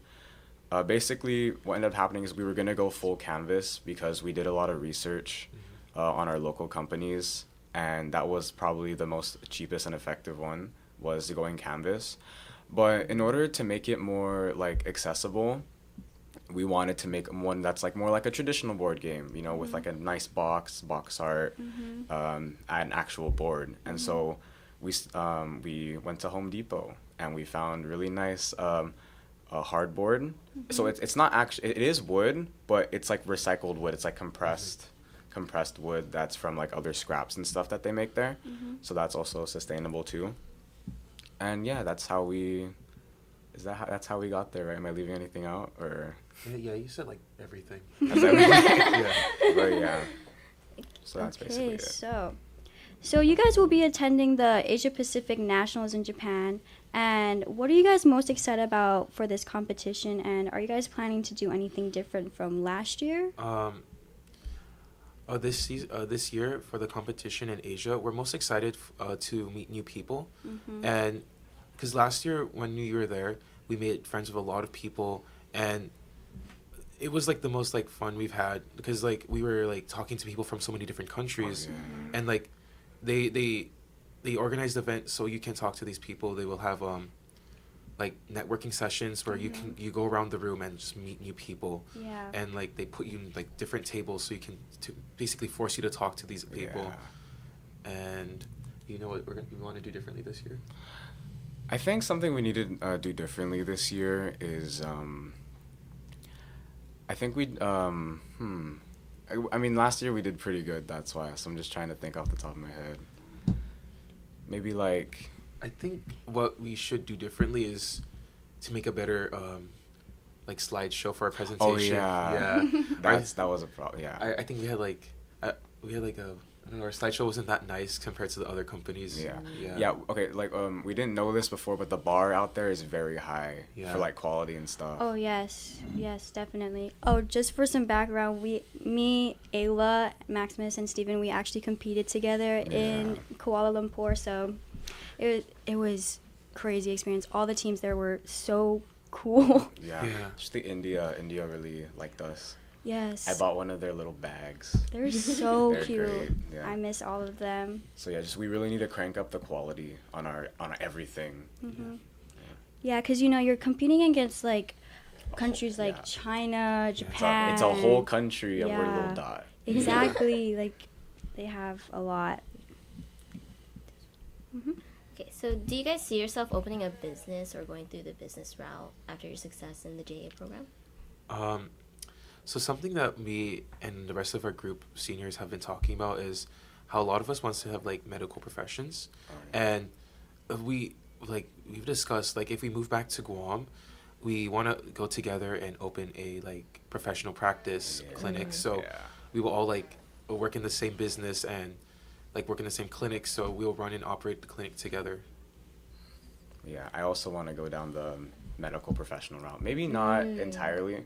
I'm trying to do psych, and actually JA is gonna help me in that because of the people skills that I learned. Oh, definitely, yeah. So I'm learning how to talk to people, not be awkward, and like, you know, make people feel comfortable if I want to pursue like a therapeutic or like a psychiatric, you know, degree. And yeah, that's really good because you're meeting a lot of like different people, Yeah. not even just on Guam, but in Asia Pacific too. I think that's really smart and great for you guys to do. Well, I believe that's all the time we have for today. We would like to thank you guys for joining us again, Stephen Bamba and Maximus Fisher for joining us. And they will also be representing Guam once again in Asia Pacific Nationals in Japan in the month of March. So please support and continue following them on their journey. And good luck in Japan. And thank you. All right, thank you so Thank you much. again. All right, thank you everybody. again. Thank you. And as Convos with Cougars, we want to thank Issa and Pauly again for having us on your show. It was such a great experience, and we loved every second of it.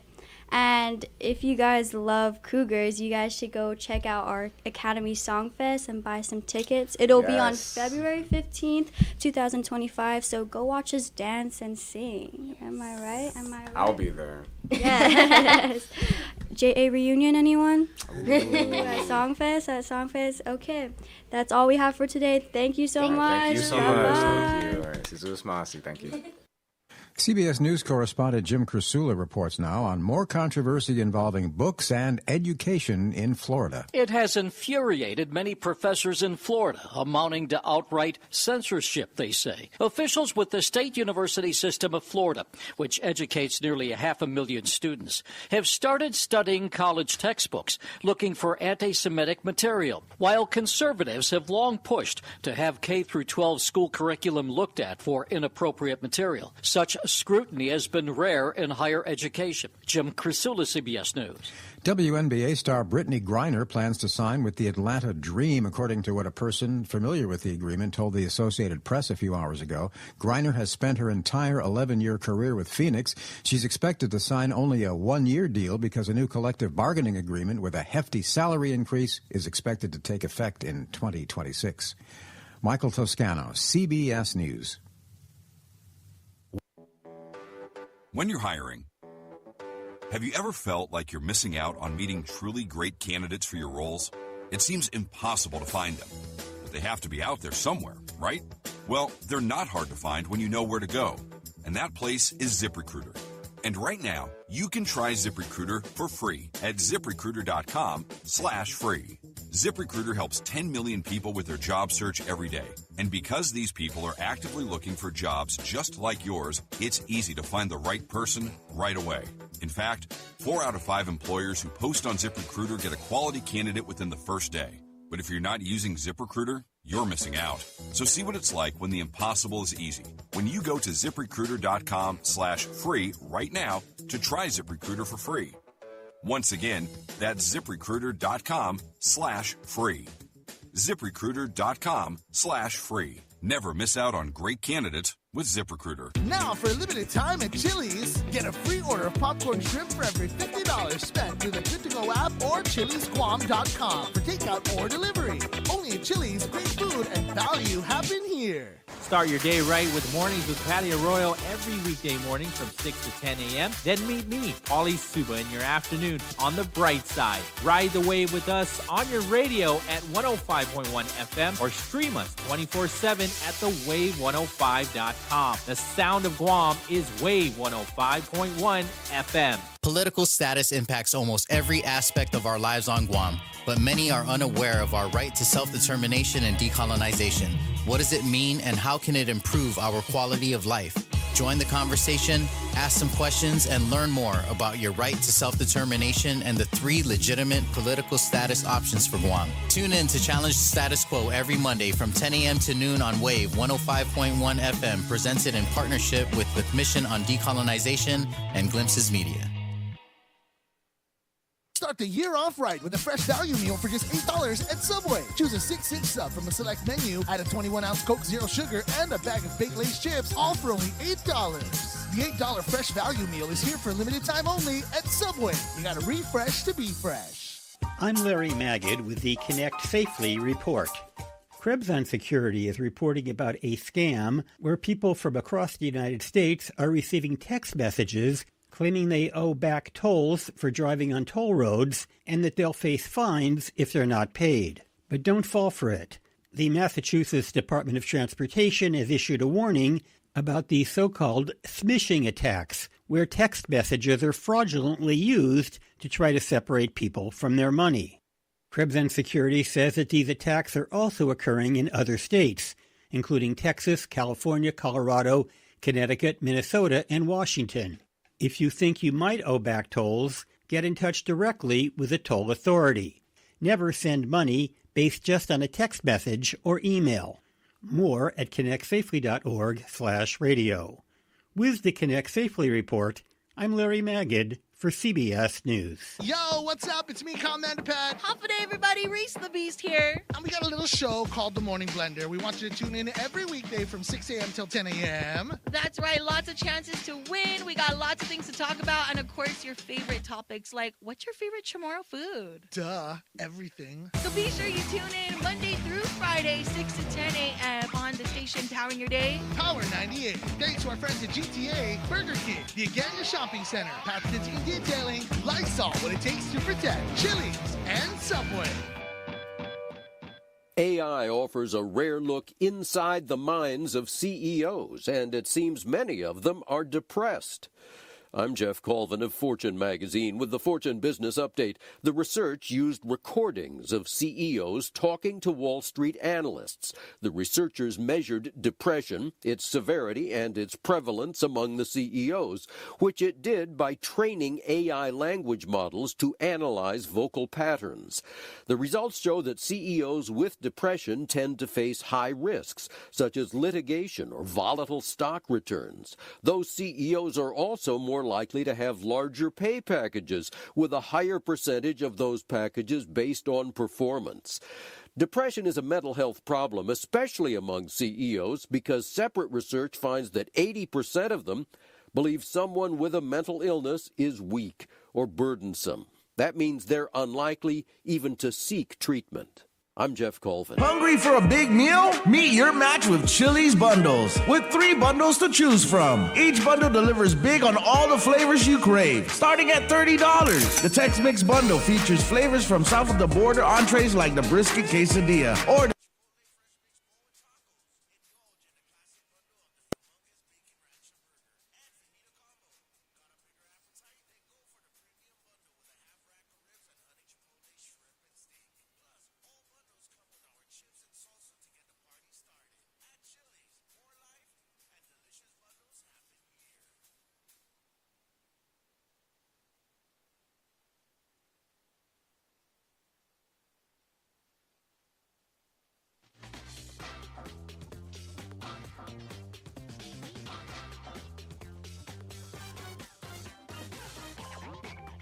Now's that time for your real deal traffic report here on the Brightside. Slow traffic on Route 8 in Barragata if you're heading to the intersection and near the fire station. Slow traffic on Route 4 in Chalampago if you're heading to the intersection. That also leads to Route 10. Slow traffic on Route 16 in Barragata Heights if you are heading to the intersection in front of the Guam Rev and Tax. Slow traffic on Route 1 to Manning north and southbound at the intersection that leads to Route 30. Slow traffic on Route 14 into Manning if you're trying to make your way to the intersection on Route 1. Slow traffic on Route 1 to Manning if you're heading northbound from the intersection that leads to Route 14B to the intersection that leads to Route 10A. Slow traffic on Route 1 to Manning north and southbound at the intersection near the John F. Kennedy High School. And that is your real deal traffic report here on the Brightside.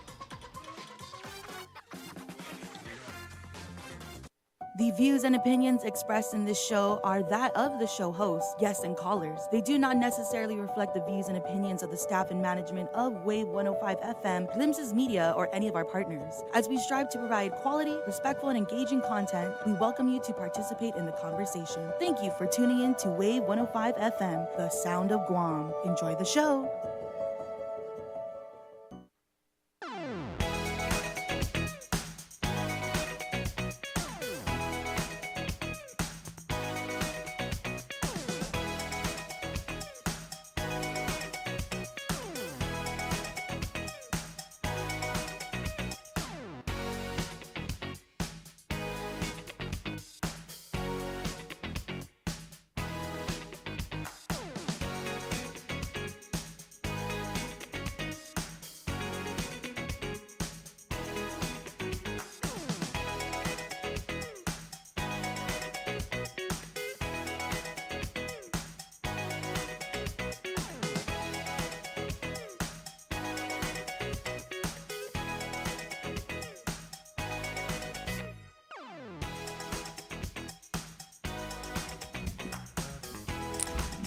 Welcome back to the Bright Side right here on Wave 105.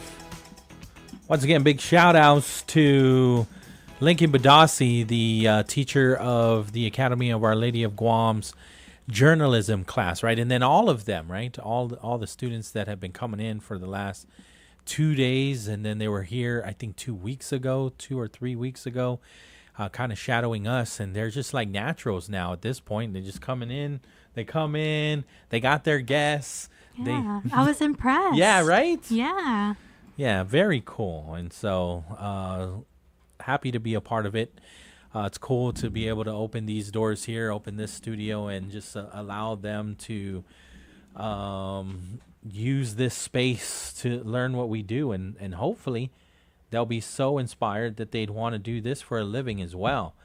Which brings me to junior achievement, right? I mean, they brought in guests that are part of Rooted, who they're all part of the Junior Achievement Guam. The awards ceremony was yesterday. I actually have the list of winners, all the winners. That it took place yesterday at Capitol Kitchen. As soon as I got off work yesterday, I went over there, and it was just wonderful. It was very cool to see how they were supporting all of the individuals, right? These are students from 9th grade to 12th grade, and they're there supporting each other's success and their own success. And then the work that they've done for the past 12 weeks, I think, if I'm not mistaken. So that's like 3 months. And showcasing their products. They've been showcasing their products throughout the November and December and even January, and then they were judged at the Micronesia Mall a week ago, and then they had their awards ceremony last night. But I'll save the list for tomorrow, because that's when Josh Miller, the executive director of Junior Achievement, he's going to come in, and we're just going to break down the whole program, right? And the successes, some of the challenges that they faced as well. And then give Josh the opportunity to share who all the winners were tomorrow. But in front of me now is I was just kind of looking at this. It's my first time having eyes on it. It was sent earlier today from the Guam Police Department. There's somebody that is wanted. It's a wanted person for public, wanted person to basic. It does say wanted person, but really this person is of interest and wanted for questioning relative to several theft-related investigations. The person's name is Damon Mendiola Pangilinan. And so the gender, male. Pangilinan is a male tomorrow, 23 years of age. He's 5'8", weighing about 140 to 150 pounds. His complexion is medium. He's got black hair and brown eyes. He's got a couple tattoos. There's loyalty. He's got a loyalty tattoo on his chest and Pange on his right forearm. And then he's got a tribal tattoo on his left wrist. He was last seen in Jigo. And his last known employer is Protection Concepts. He is known to frequent the villages of Jigo, Mangilao, and Barragata. Again, Pangilinan is a person of interest wanted for questioning relative to several theft-related investigations. If located, please contact any CID detective via the GPD dispatch. So the number is 671-475-8615, 475-8615, or 8616, or 8617. Joe Malik is on the line. Hafa Adai, Joe Malik. Joe Malik is on the line. Hafa Adai, Joe Malik. Joe Malik is on the line. Hafa Adai, Joe Malik. Joe Malik. It's an echo. Every time that happens, it reminds me of the Grinch Who Stole Christmas. When he yells in that cave. Hello. How and are then, you? yeah, and it answers back too. Yeah. Joe Malik, how's everything, senor? I'm down here. Can you hear me? I can hear you. Breaking news. Breaking Morning. news. Tell me about it. There's a passenger jet plane riding with Black Hawk up in by Washington, D.C. Okay. I'm watching TV, Okay. and the Black Hawk was Army, U.S. Army. I'm looking at it now. Thanks for the update. Yeah. A DC plane crash is involving a helicopter that was on a training mission. There are fatalities reported. Is that what No you're recovery? is that what you're hearing? Rescue. Yeah, an American Airlines regional jet went down in the Potomac River near Ronald Reagan Washington National Airport after colliding with the U.S. Army Black Hawk helicopter, prompting a multi-agency search and rescue operation. The FAA said preliminary information indicates a PSA Airlines Bombardier CRJ-700 regional jet collided in midair with the helicopter while on approach to the airport around 9 p.m. local time in Washington, D.C., so Eastern Standard Time. The plane departed from Wichita, Kansas. So that's what you're hearing, right? D.C. area hospitals report no patients from the crash. Let me see here. So you got that information? I'm looking at it now because you brought it to my attention. So it came up. You're right. It's breaking news. The latest update on it. I was looking at it earlier, and there were some issues, right? But I was not. I didn't see I did not see this update that talked about U.S. Army Black Hawk helicopter until you just said it. So thank you.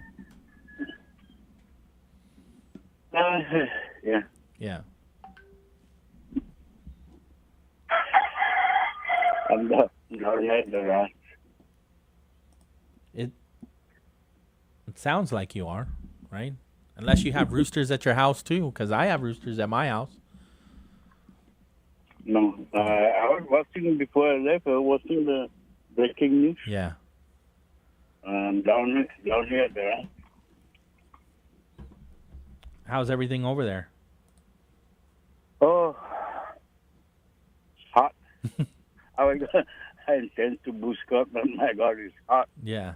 You didn't get any of that rain that came our way up in Barragata Heights? No. No. Not down here. Yeah, we got some rain. It looks like it's kind of cleared up, though. Yeah. So that's it. That's it. Thank you for the update.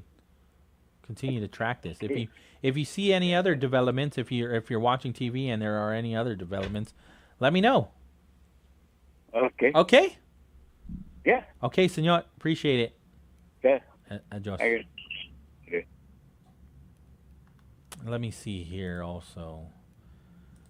Patty sent a photo.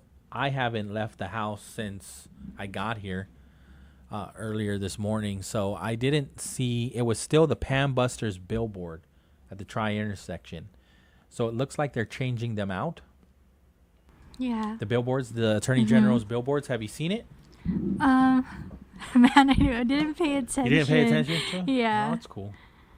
Let me see here. It looks like the billboard is showing that basically like a blueprint or a design of how a tent city would look like in front of Adelup. It says, the billboard says, "Governor, help our people." Then there's a photo. You know the QR reader, which is hilarious, right? Yeah. So the QR reader that's attached to the billboard It's funny because when they first started doing it, it's like, you should not be doing this. Yeah, It's almost like it takes you to a link. it's entrapment almost, right? Yeah. But the AG continues to use the QR code, right, on the billboard. So now I'm scared to scan it because I don't Like, want what's next? I don't want to get caught. I got caught. I got caught using my cell phone while I'm driving. They don't know anything. You're a passenger. Exactly. Exactly. And so that's what I'm thinking. That's what makes the most sense. That he's continuing to use the QR code on the billboard for the passenger to scan it and get the information. I honestly do think QR codes are smart. Is a smart thing to have. Yeah, it's so fast and convenient. More and more people are using it even on their T-shirts. Because how much information can you put on On T-shirt? one T-shirt, right? Right? And then it just looks like clutter. Yeah. So when you have a really nice design on your T-shirt, but then you also want to direct them to where you're selling these T-shirts. For more information. Yeah. Scan this QR code. Right. And you don't even have to say that. It's just there. Yeah. And it's like universal. Yeah. When you see the QR code, it's universal for you to be like, oh, QR code, let me scan it. Right? So I've also noticed it on T-shirts too. People are doing that on their shirts as part of like their design. I think it's very smart. I think that's the way we can continue to push out information to even our visitors. Put the QR codes everywhere. The I Love Guam signs and whatnot, put the QR code there and giving brief historical facts about the area that they're in, right? So it's kind of like a scavenger hunt in a sense where they can, the QR code is on every I Love Guam or I Love PT, I Heart MTM, I Heart Dedido, I Heart Jigo, right? So the visitors will start to catch on like, oh, I'm supposed to find more of these. And then it's in different languages too, right? So That's a good idea. Right? Yeah. Yeah, and then maybe, when you're collecting these QR codes and it shows that you've collected the data, that you've been to these villages. So that way, boring MTM. No, and that's a good way to do a survey because not only are you spreading the information, but you're gathering information too. Yes. And so I can say boring MTM because I live there, but I'm not from there. That's what my wife tells me all. You better slow down. You're not from here.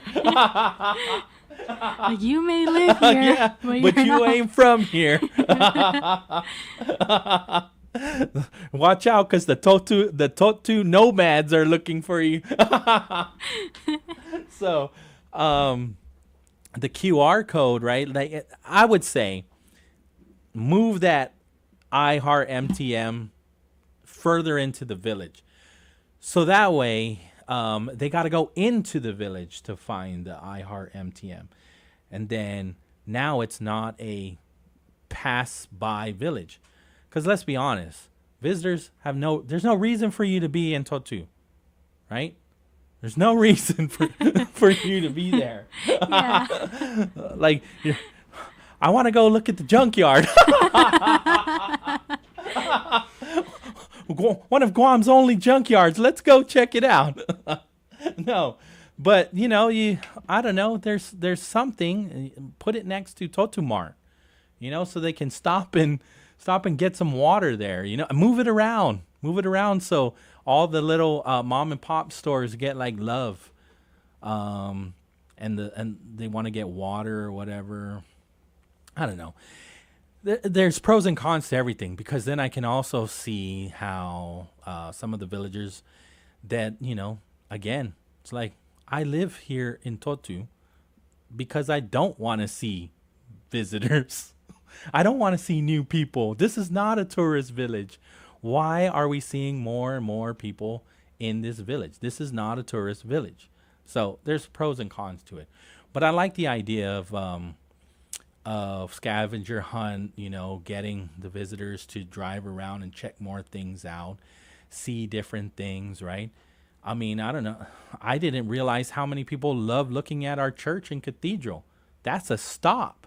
these guys aren't even Catholic. A lot of them aren't Catholic, and they're in there taking photos and wanting to go check it out, right? So, I mean, we've got historical buildings still throughout some of these villages. Put it next to a church or whatever, or like a mom and pop. Utilize those QRs to create data and then reward them at the end.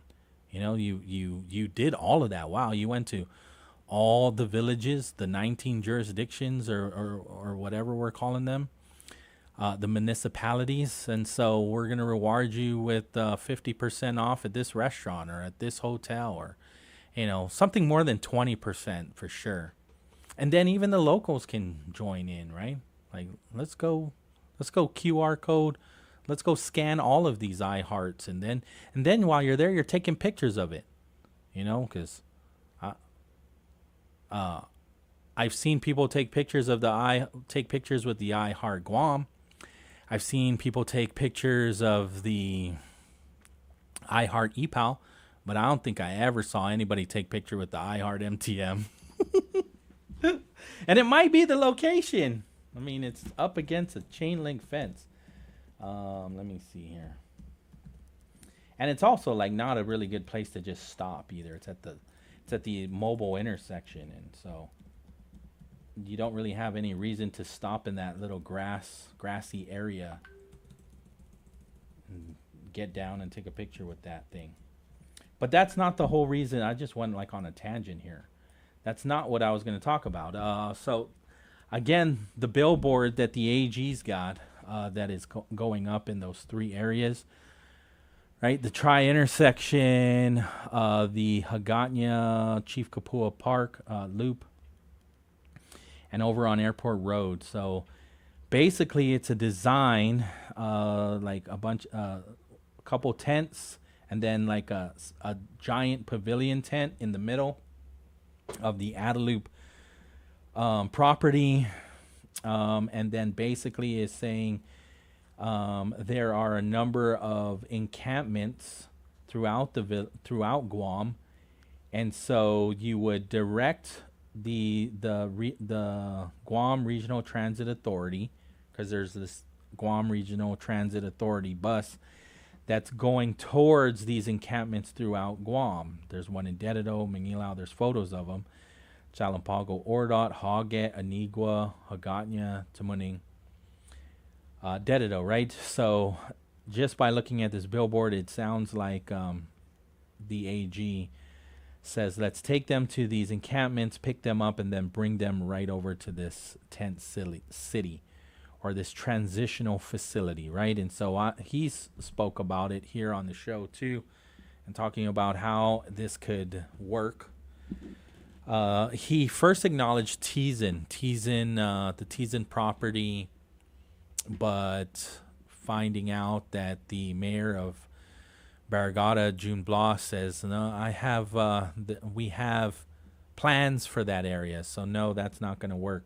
So now the AG has said, well, Adaloop, it is then that front grassy area. Which, by the way, a lot of people utilize that area for sports, right? I think they get a permit and they practice soccer or football there too. So I think that's still important to know that area still has been utilized for that.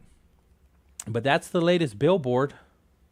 So when you scan the QR code, it'll take you to guamattorneygeneral.org/homeless. It'll show you a homeless encampment gallery. It'll show you the Pan Buster operation as well. And then it shows you more of the releases that have been put out by the Attorney General, right? So there is that. Let me see here. Laura says live press conference briefing now on CNN regarding the crash. Yeah.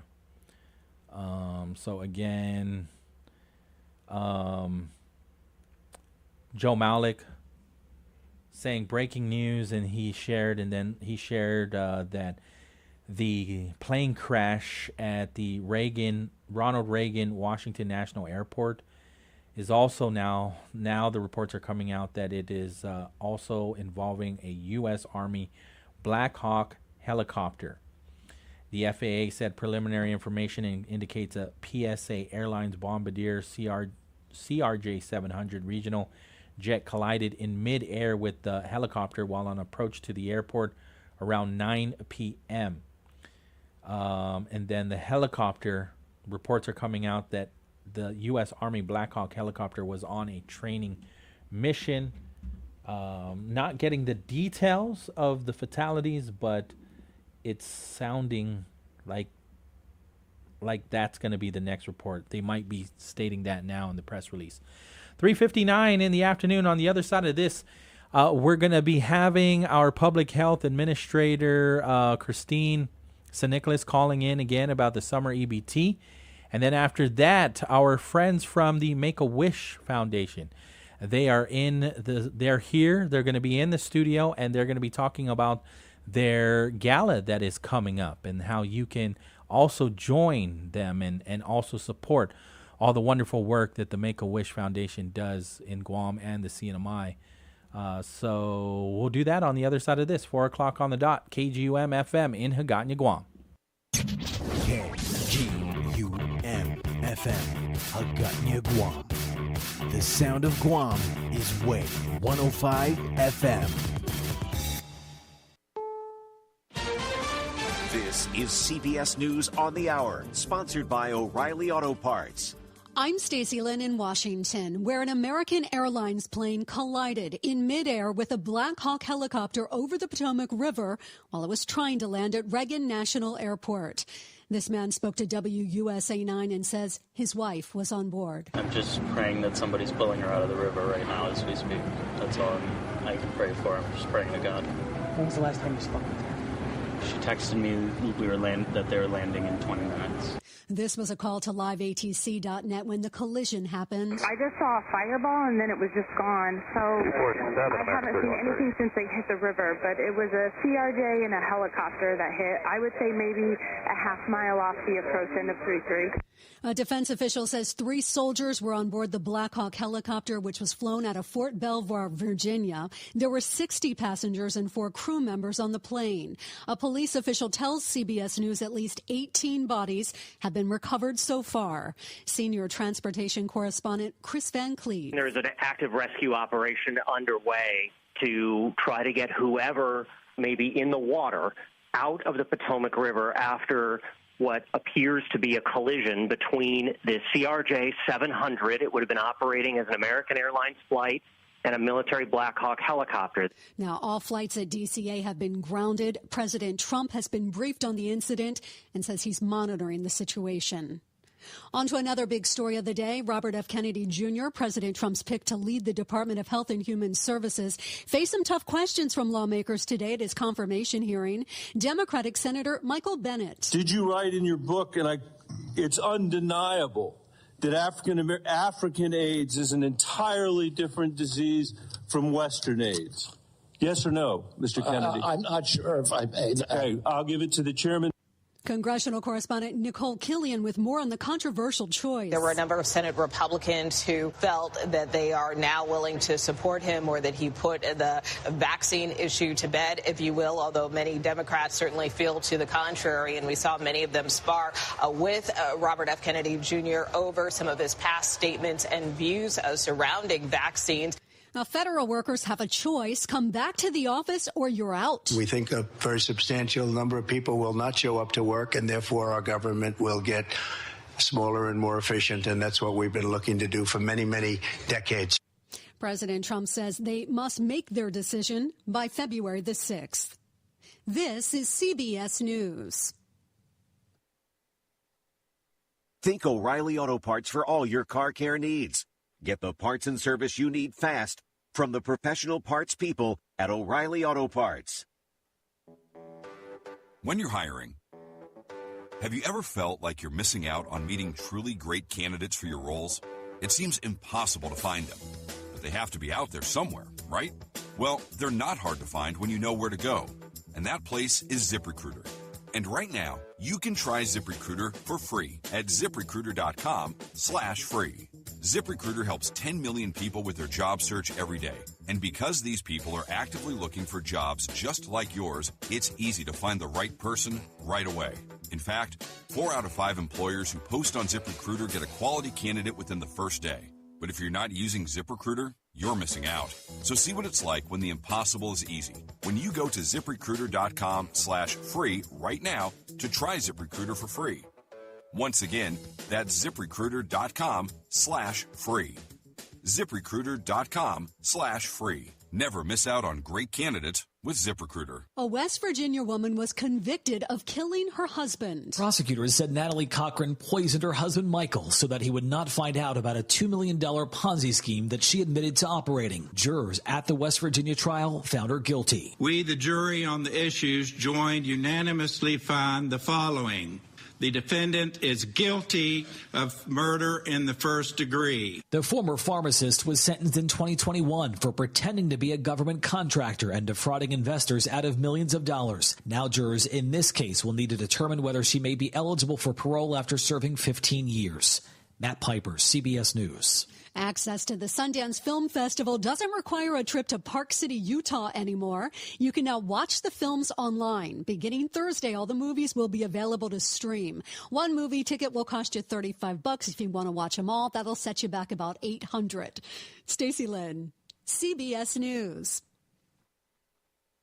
The impact of a meal goes well beyond feeding our bodies, because feeling full can sound like this. How did the interview go? I did it! I got the job! I can't believe it! And like this. Mom, I got first place at the science fair with my volcano project. That's amazing, sweetie. Congratulations. Because when people are fed, futures are nourished, and everyone deserves to live a full life. Join the movement to end hunger at feedingamerica.org/act now. Brought to you by Feeding America and the Ad Council. You still thinking job change in the new year? Yeah, I need something that's in high demand and more stable in this economy. IT? Yeah, cybersecurity, maybe even AI. That's what I did. Really? How? Went to My Computer Career. You don't need any prior experience, and you could start your new career in a matter of months. A lot of IT pros go to school there, too, to level up. Sweet. Are classes online or on campus? Both. Wow, I'll check it out. Thanks. Make this your year. Take the free career evaluation now at mycomputercareer.edu. Financial aid is available for qualified students, including the GI Bill. Keeping the flow through your day. Wave 105 FM. Good afternoon. It is 4:06 p.m. and that is your time check brought to you by Wendy's. Wendy's has something new on their menu, the Mushroom Bacon Cheeseburger. Try their deliciously indulgent sandwich made with juicy beef, crispy applewood smoked bacon, savory roasted mushrooms, Munster cheese, and a creamy garlic spread, all on soft toasted bun. Choose wisely, choose Wendy's. Young surprise! I'm back on Wave 105. It's your girl Nene every Saturday from 12 p.m. to 4 p.m. Catch your island music tidal wave with Nene. Brought to you by San Lorenzo Laundromat. Now, for a limited time at Chili's, get a free order of popcorn shrimp for every $50 spent through the Good2Go app or ChilisGuam.com for takeout or delivery. Only at Chili's, great food and value happen here. The Bright Side is brought to you by Chili's Grill and Bar. At Chili's, more life, great food, and memories happen here. GTA, we start with you. Sherwin-Williams is hiring inside and outside sales. Apply in person Monday to Friday, 8 a.m. to 5 p.m. Call 671-646-8050 or email your resume to sw@pri-guam.com. Subway, eat fresh in just a few clicks. Order online at subwaypacific.com for pickup at your convenience or for delivery right at your doorstep. Online ordering at subwaypacific.com is powered by Good2Go. We deliver. At Subway, you gotta refresh to be fresh.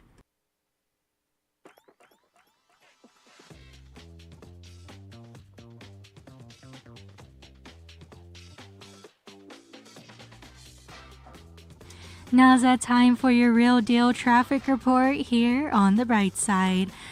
Slow traffic on Route Route 8 in Barragata if you are passing the Subway restaurant heading to the intersection near the fire station.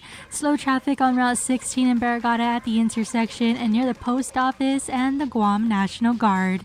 Heavy traffic on Route 16 in Barragata Heights if you are passing the South Sabana Barragata Drive heading to the intersection in front of the Guam Revenue Tax. Slow traffic on Route 16 if you're coming from the overpass heading to the intersection near the Harmon McDonald's restaurant. Slow traffic on Route 1 in Dededo if you're heading northbound to the intersection, and that leads to Route 27 or near the flea market. Slow traffic on Route 1 in Hagåtña if you're heading northbound to the intersection in front of the Ganya Boat Basin. Slow traffic on Route 1 in Tamuning if you're heading northbound to the intersection, and that leads to Route 30. Slow traffic on Route 1 Tamuning north and southbound at the intersection, and that leads to Route 14 or near the ITC building. Slow traffic on Route 1 Tamuning north and southbound at the intersection and near the John F. Kennedy High School. And that is your Real Deal traffic report here on the Bright Side. The views and opinions expressed in this show are that of the show host, guests, and callers. They do not necessarily reflect the views and opinions of the staff and management of Wave 105 FM, Glimpses Media, or any of our partners. As we strive to provide quality, respectful, and engaging content, we welcome you to participate in the conversation. Thank you for tuning in to Wave 105 FM, the sound of Guam. Enjoy the show.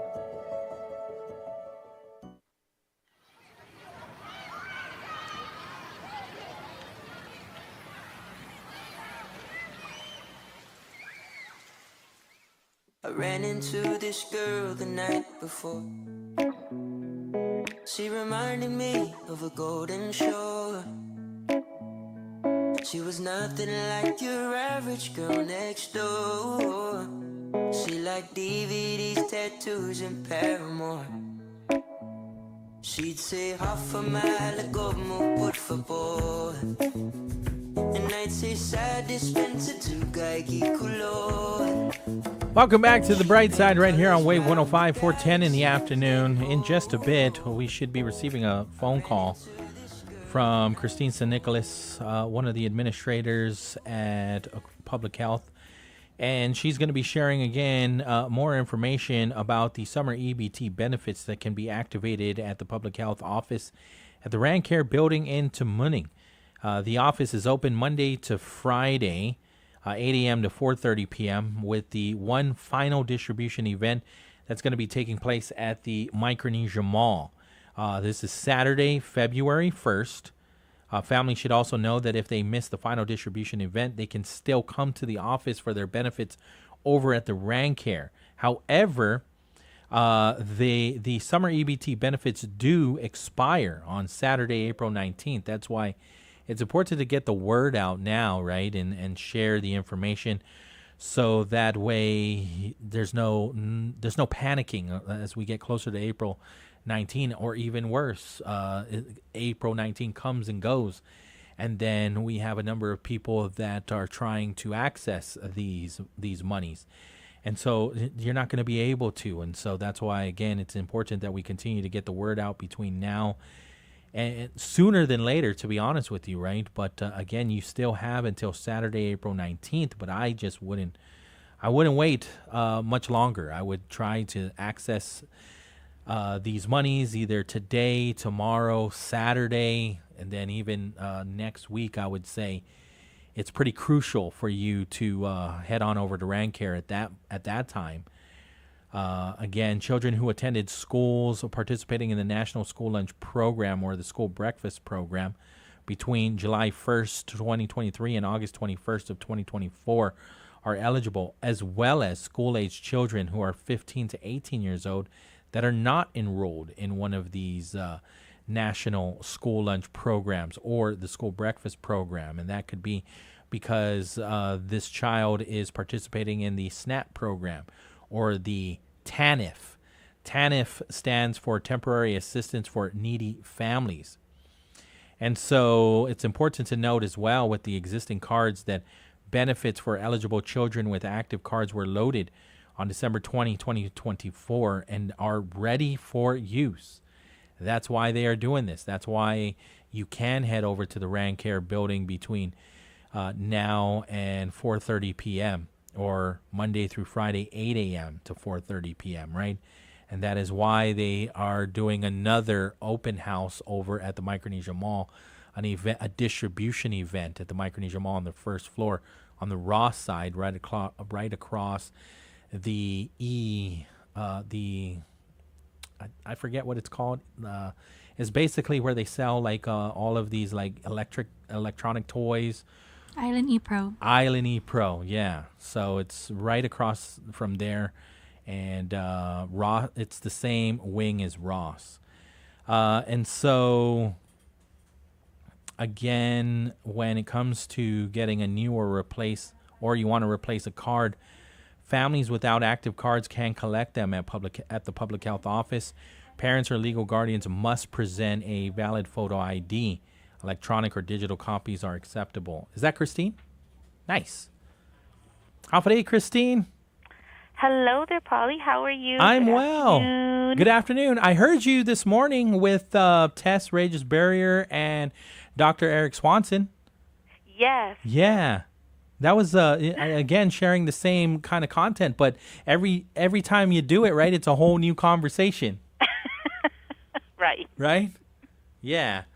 And then I guess because of what I heard, too, maybe you can reiterate for those that missed that conversation this morning about parents, or you got a caller that called in and you guys were talking to each other, and the concern was, my student doesn't go to a public school. Are they eligible for this? And you had a really good response to it. And so, yeah. Do you remember? I'm sure you do, right? Oh, sure. The response, yeah? Yeah, sure. Okay, go for it. Yeah. So, again, what I mentioned to the caller is Yeah. that there's two different types of eligibility for summer EBT, right? Yeah. The first one, of course, is these are children or students who are enrolled and attending a national school lunch program, between July 1st, 2023 to August 21, 2024. So you've got, of course, Guam Department of Education. You have the Guam Academy Charter School, which is the first charter school to avail of these benefits. And, of course, you've got DODEA, which is the military school. Right. So, and that's the first criteria. And right. The second is just to think that your child has to be between the age of 5 to 18, between that same period that I mentioned. Right. And they have to be under TANF or SNAP. So you could be, a 15-year-old who's under TANF and SNAP, but going to, let's say, Notre Dame or another private school. The fact they're under TANF and or SNAP makes them eligible for summer EBT. Yeah. And so I also want to get out of the habit of saying this is for GDOE students, right? Because there are other eligibilities, right? Correct. Yeah. Yes, that's correct. Yeah. Well, thank you so much for continuing to spend some time and sharing. We understand the importance of getting the word out again. Saturday, February 1st, 10 a.m. to 8 p.m., right? And so I guess I'll ask the question again, right? Are you hearing from your team that a few people have availed and picked up these cards at the Rancare building? Yeah, we've had some parents come in, right, to pick up the card. Yeah. But not like a huge amount that I was hoping to get this week. It's not putting a dent into that number, right? Right. Yeah. Right. I mean, the goal is to try to get everybody so that we end with zero. Right. Sure. Of course. But we understand that families sometimes, of course, work 8 to 5, and they're unable to, to leave to come to the building to to get the card, which is one of the reasons why we opened it up to the mall, because at least we're there from in the morning until 8 o'clock. So if families work at 5, they have a chance to come in the evening, to get the card. Yeah. And again, it's February 1st from 10 a.m. to 8 p.m. The children will get $177, so it's per child. And that will be at the Micronesia Mall, right across from Island ePro Space C109, so it's kind of in the same wing as Ross. Yeah. So you can't miss it. Right. And the if we get a big crowd, right? What time would you close the line, being that it's only until 8 p.m.? You look at it. It's case by case. It does depend. Okay. So I think the first day that we had it open, we had to cut the line. I think around 6, maybe 6:37, in order to finish the ones that we currently had in the mall. Right. And then GPD, you've got GPD officers also assisting, right? Oh, yes. Oh, my gosh. They've been so helpful. So we have GPD. And thank you for mentioning that, because I need to make sure I really thank the management at Micronesia Mall. Yeah. They've been outstanding, and really, this is not like our first round with them. They've been very willing to accommodate us, making the space available since the very first time that we started doing EBT. Yeah. And, of course, we've got GDOE, who's there on site with us. The child nutrition program has been extremely helpful because if there were issues with, children's names or parental, authority. Yeah. They're there to kind of help clear that up for us. And it's like I'm missing somebody else. But basically, we're very thankful that we've really got good partners that are there to kind of help us to make sure that it's a smooth process. Absolutely. Thank you so much, Christina. I appreciate the time. We'll talk to you tomorrow. Yes. All wonderful. right. Yeah. Okay. One more question. Sure. The line goes from where to where? Does it, when you're coming, let's say we're parked at the Ross parking and we're walking in, are we lining like facing the center court or facing Ross? Yes. So I think right next to Ross, I think is that Sushi Rock? Yeah. That restaurant? Yes. Yeah. So kind of like right across the Sushi Rock. That's kind of where the line starts. Got it. So your back is facing Ross, and then you're going to be lining up more like towards your right-hand side. Got it. Okay, there you go. Thanks, Christine. I appreciate this. You're welcome. Take care. Okay. Bye. Adios. 4:20 in the afternoon. Like I said, after this break, I'm going to make it a quick break. Is the news sponsored?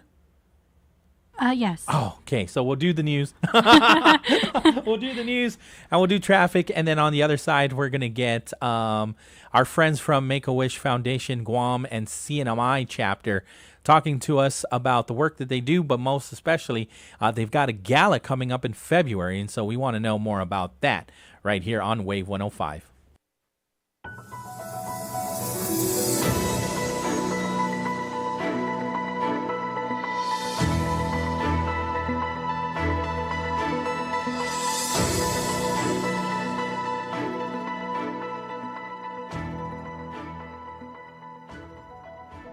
Buenas and Hafa Adai, here's the latest from the Marianas Business Journal.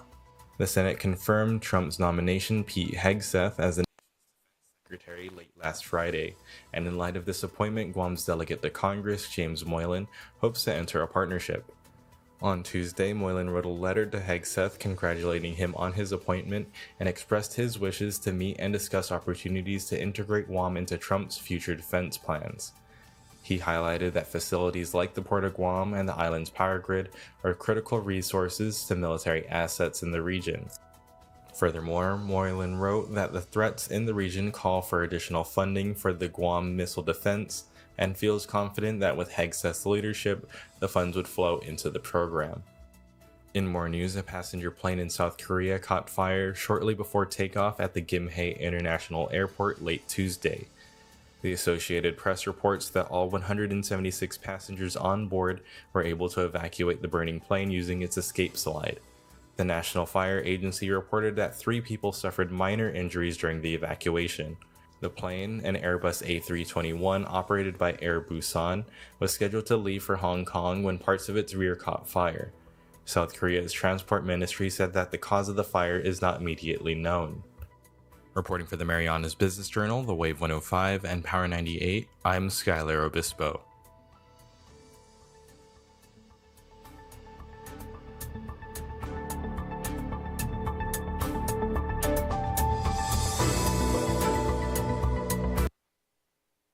Take a well-deserved break. Have a delicious oven-baked strawberry and cream pie at McDonald's today. Goes great with a McCafe iced coffee. For a limited time, only at McDonald's. Ba-da-ba-ba-ba.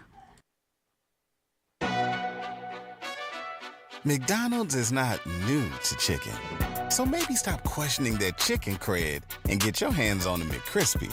Juicy fried chicken, buttery bun, unmatched pickle to chicken ratio. Yeah, they know what they're doing. In fact, we can honestly say they're not new to chicken. They're true to chicken. The McCrispy. Only at McDonald's. Ba-da-ba-ba-ba.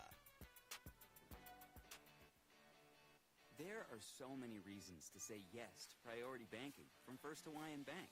There's the ATM rebates, the exclusive access, the discounts, the fee waivers. Honestly, I keep going, but I think I'm running out of time. To hear more, talk to a banker or go to fhb.com/priority. It feels good to go priority. Terms and conditions apply. First Hawaiian Bank. It all starts with yes. Start the year off right with a fresh value meal for just $8 at Subway. Choose a 6-6 sub from a select menu, add a 21-ounce Coke Zero Sugar, and a bag of baked Lay's chips, all for only $8. The $8 fresh value meal is here for a limited time only at Subway. You gotta refresh to be fresh. With decades experience in Guam and the region, Take Care members have access to the largest offering of free fitness classes and health education programs. Membership also includes the high-quality credentialed network of on- and off-island healthcare providers and the one-stop FHB Health Center and Urgent Care. Ask for Take Care. Call 671-647-3526. Go to takecareasia.com for more information. Take Care. Our island, your health plan. Get ready, get set, mark your calendars for the biggest events of the year. Bank of Guam's Hagåtña City Run and Block Party is back and set for Saturday, March 8th, 2025 with a Sunset Run Walk and Bank of Guam's signature block party. All event proceeds support the fight against cancer, so let's come together for an evening of fun. Stay in the loop by following on social media for details and updates on Bank of Guam's Hagåtña City Run and Block Party. Bank of Guam, the People's Bank, member FDIC.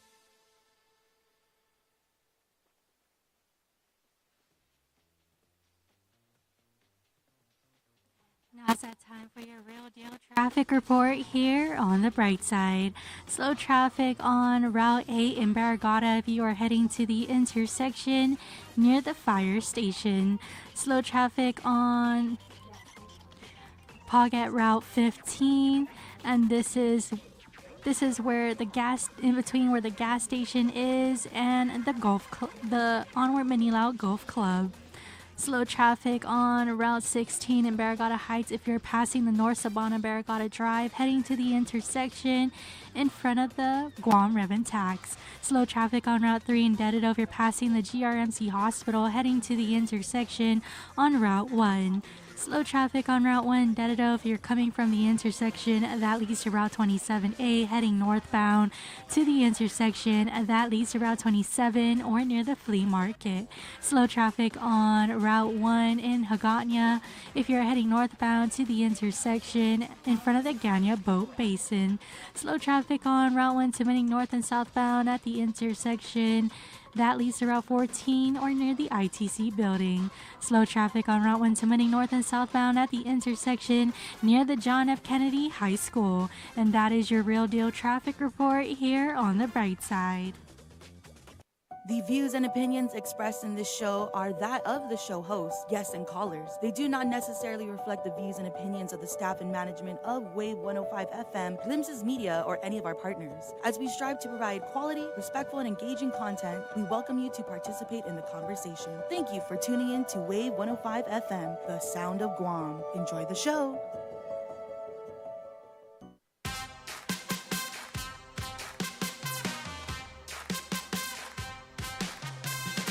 All right, welcome back. The Bright Side right here on Wave 105, 427 in the afternoon.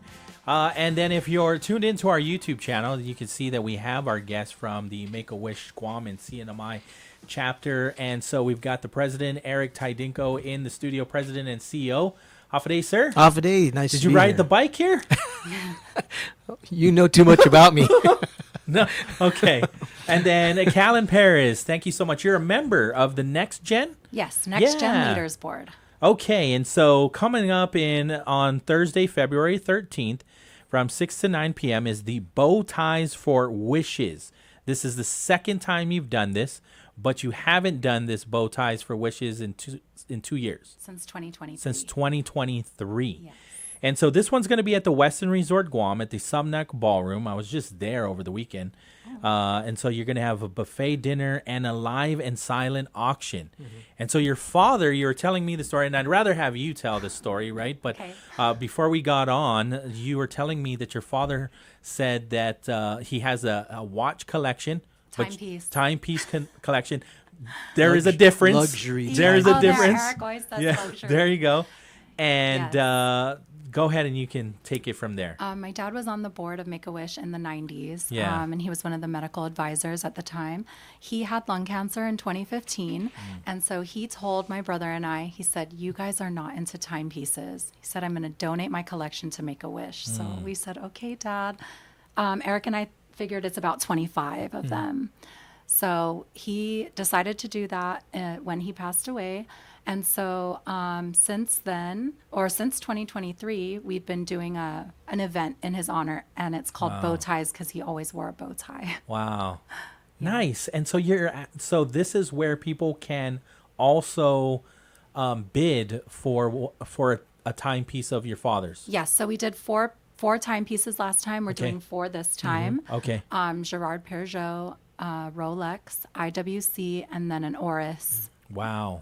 They're priced different tier pricing, so that there's going to be something I think in everybody's price range. But we'll have 3 of the watches luxury timepieces that will be silent auction. They'll have a minimum, obviously a minimum starting bid, and then we'll have one live auction. Sort of the most prestigious watch of that collection that we're featuring that night will be live auctioned, and so that tends to be kind of a real highlight, I think, because in the last one there was a kind of a bidding war between these two families for the one watch. It got intense last time. It did, yeah. Wow. So it's interesting. It wasn't planned to be part of the entertainment, but it ended up being very entertaining part of the night. So do they even have the we had paddles? Yeah. So, wow. So we'll have paddles again, and so it's really like you said, it's a unique event, and we know that it's a niche audience for luxury timepieces, especially previously owned ones, but these luxury timepieces hold value. In fact, some of them really increase in value, and so so the starting prices on some of these range from like $300 to $5,000 as a starting bid, because that's the retail value on these timepieces. And so yeah, there'll be some serious people over there, and then there'll be people that like, oh, I like this one, and it's in my range, so I'm going to try to bid on that one. But it's $150 per ticket, but it's it's a full buffet dinner. There'll be entertainment, and we have Tito's is sponsoring an open bar. Heck yeah. And Midpack is also donating some table wines. You can have it neat, or you can add some juice. I'm sure they'll have a featured cocktail with their sponsored beverage, and so we're grateful for that partnership with them, and we're grateful that Westin is also a partner with us at this event, and they've been very supportive of us, of our organization. So February 13th starts at 6 p.m. Tickets are $150, and you can. There is a website. It's a little tricky to get to. So if you want, just email us at info@guam.wish.org, and then we can send you directly to that. I think Issa's putting it on our. It's there already, right? On our YouTube. So you're the best, Issa. If you're on our YouTube channel, you'll see the link there. But then, exactly what Eric had mentioned. If you're listening to us traditionally, it's info@guam.wish.org. And then bow ties. Is there like a friendly competition with the bow ties? Sure. Yeah. Well, that's a good angle. I think that might be something we throw in there. If we can get some donated raffle prizes that we can just say, hey, the best male and female bow tie, Right. To encourage maybe participation. Yeah. Well, that's something we could talk about. Yeah, let's talk about we that. didn't do that last time. We just- Any highlights from 2 years that still stand out on the bow ties that they were I wearing? brought some of my dad's bow ties that I still had. Yeah. Because I gave away some at the funeral, but I still had like 100. And it's funny because no one knew how to tie them. Okay. So I had to go around. Oh, they're not even clip-on. They're not. Absolutely There's not. no way Dr. Paris would wear. Absolutely Okay. not. Okay. Got it. That should be a rule. No wearing clip-ons at this bow tie for wishes. Eric studied the YouTube video and learned how to tie. There you learned how go. to tie a bow tie. And so he and I went around the whole room and helped everyone tie their There bow you ties. go. Dad's laughing right now. It's all part of it. It's Yeah. I love that. Yeah. What I appreciated most, I think, was that some of Dr. Perez's fellow board members were there. The ones that were with him during his final days, that were the ones who shared with us his desire to have an event, a fundraising event that benefited Make-A-Wish Foundation.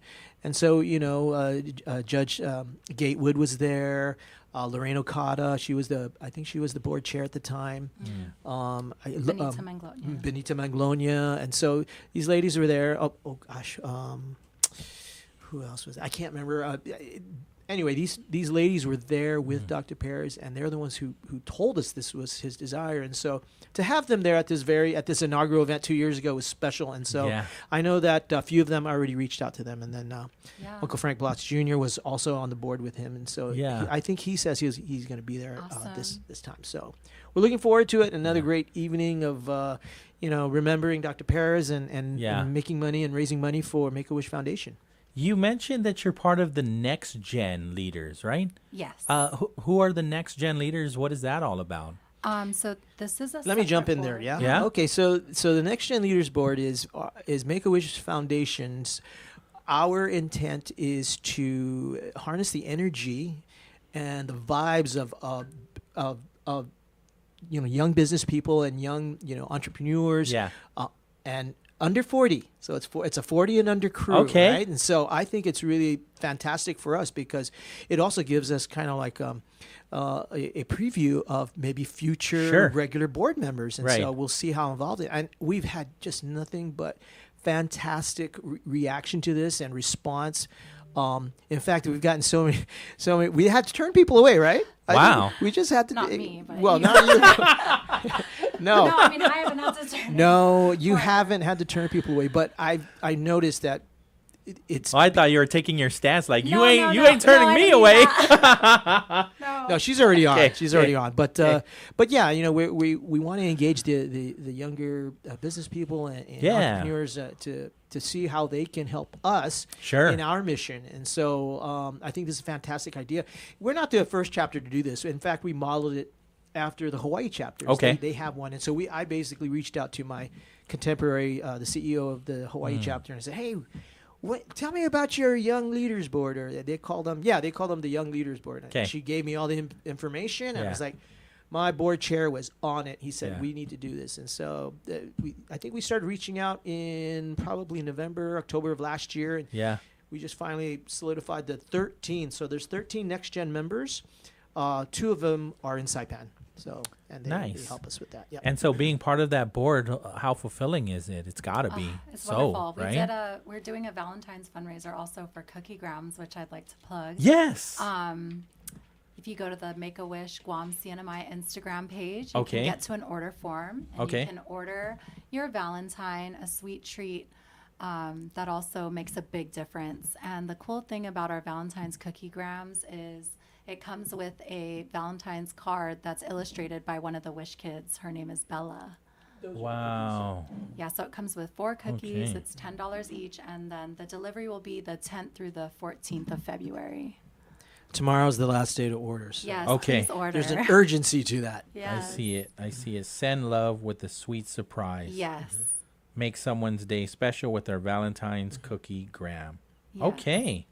But Nice. I think it's great to have a diverse group of young people that are, in addition to the board of directors, to be helping this organization because it's so important.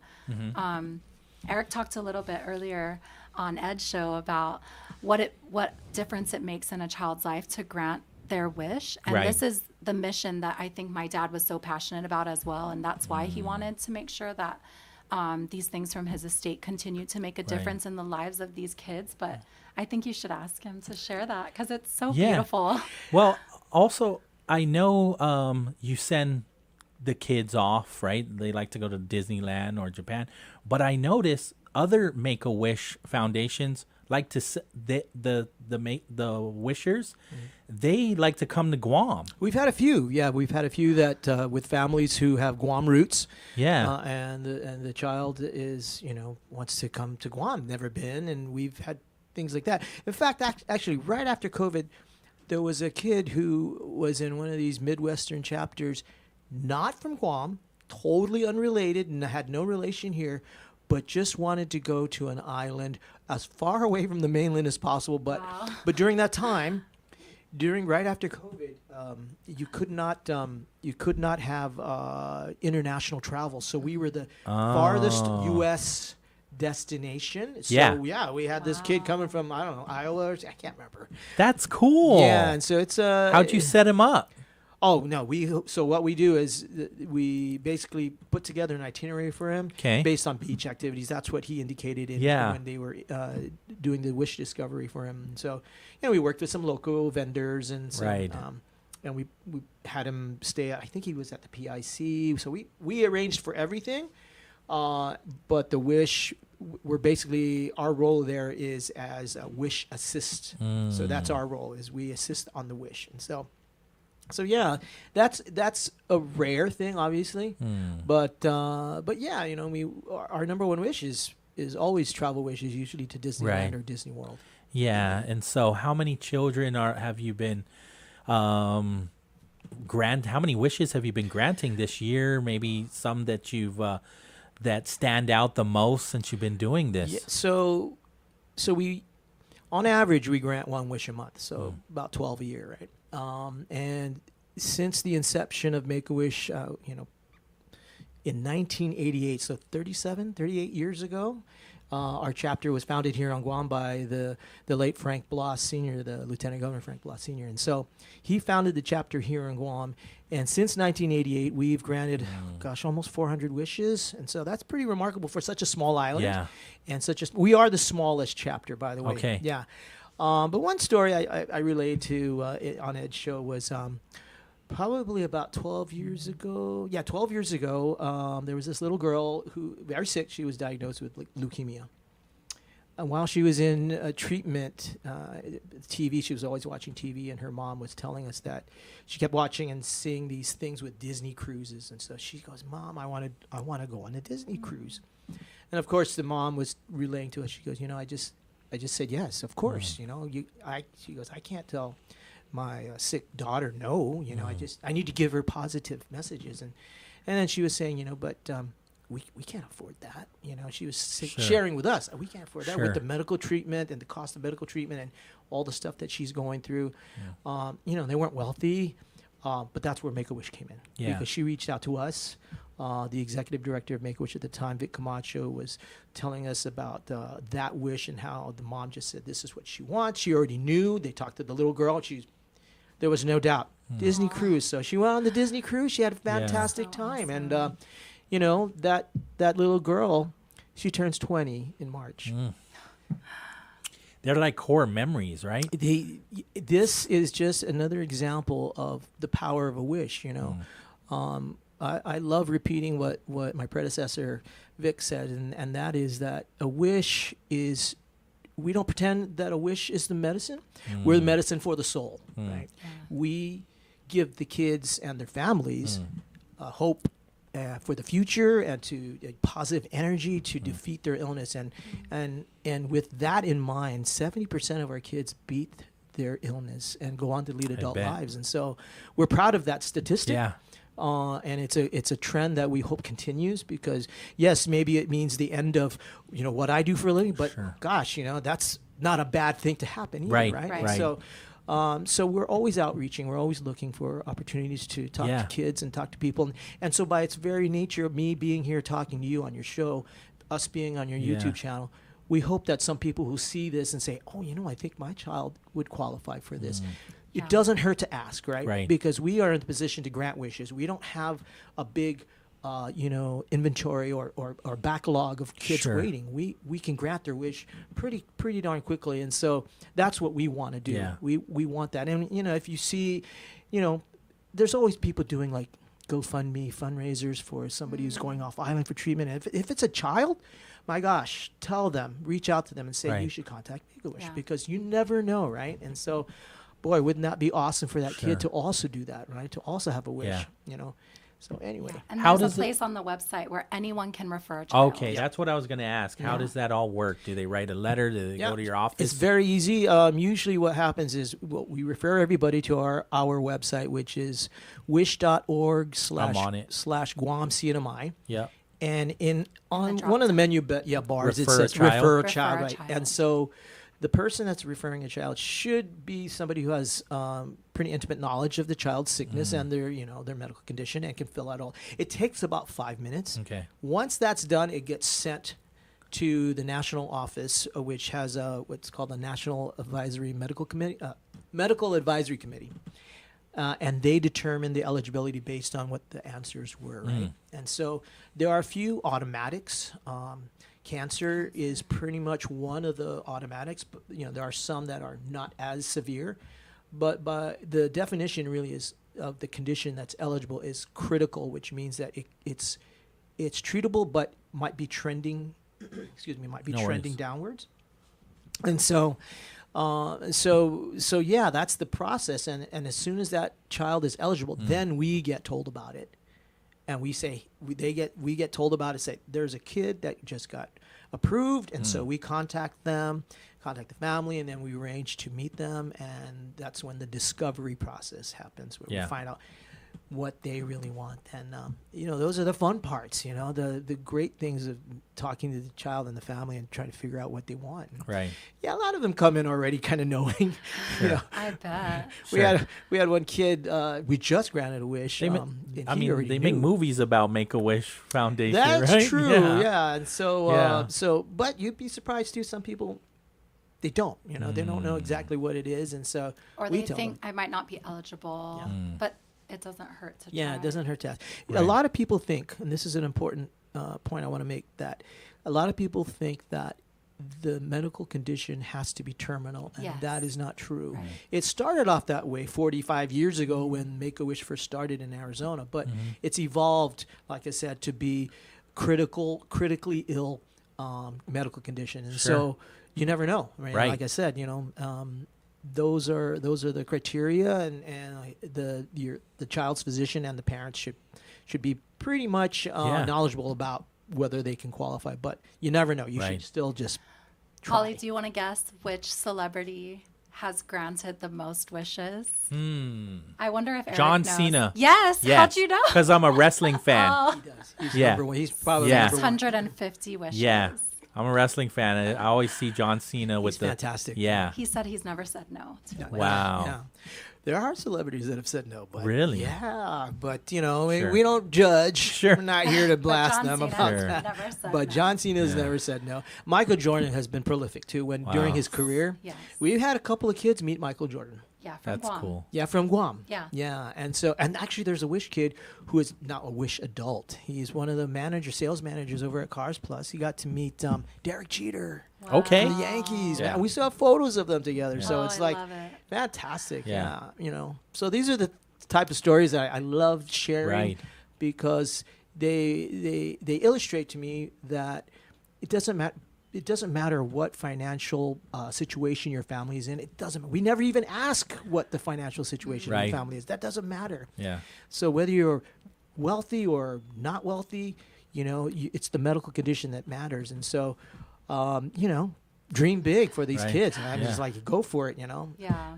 I was watching the speakers. It's funny that you brought up former Lieutenant Governor Frank Bloss Sr., right? Because I was watching the current speaker's inauguration speech, right? As he's now the new speaker. And he mentioned Make-A-Wish. yeah. And he mentioned that it was a Make-A-Wish child from Japan who wanted to see dolphins. And the Make-A-Wish Foundation here made that all, partnered up and made that happen for this kid. And then he wrote like a wonderful letter about how much he loves Japan, Guam, his experience, and then even has like family or friends that he still communicates with. Yep. Your dad was on that wish too, as so was Judge Gatewood. So was Stevie. I think Stevie was on that. There. You guys were there on the boat, right? Yeah, Akitomo. Yes. Yeah. So she was part of that wish granting. Yeah. When she was like high school, right? 9. 9. Okay. Yeah. So it was a while ago, but yes, that we were the assisting chapter for that. Wow. But just hearing some of the old board members talk about that, it was quite a logistically very challenging because the boy was cerebral palsy. So they had to bring his bed on the boat. It's It was really tricky because that was his dream to swim with dolphins. He'd never swam. Mm-hmm. Well, anyway, it was great. Yeah. So that's I expected Frank Bloss Jr. to mention that because when you talk to him, it's a very impactful part of his life. He talks about it a lot because he really did get so much,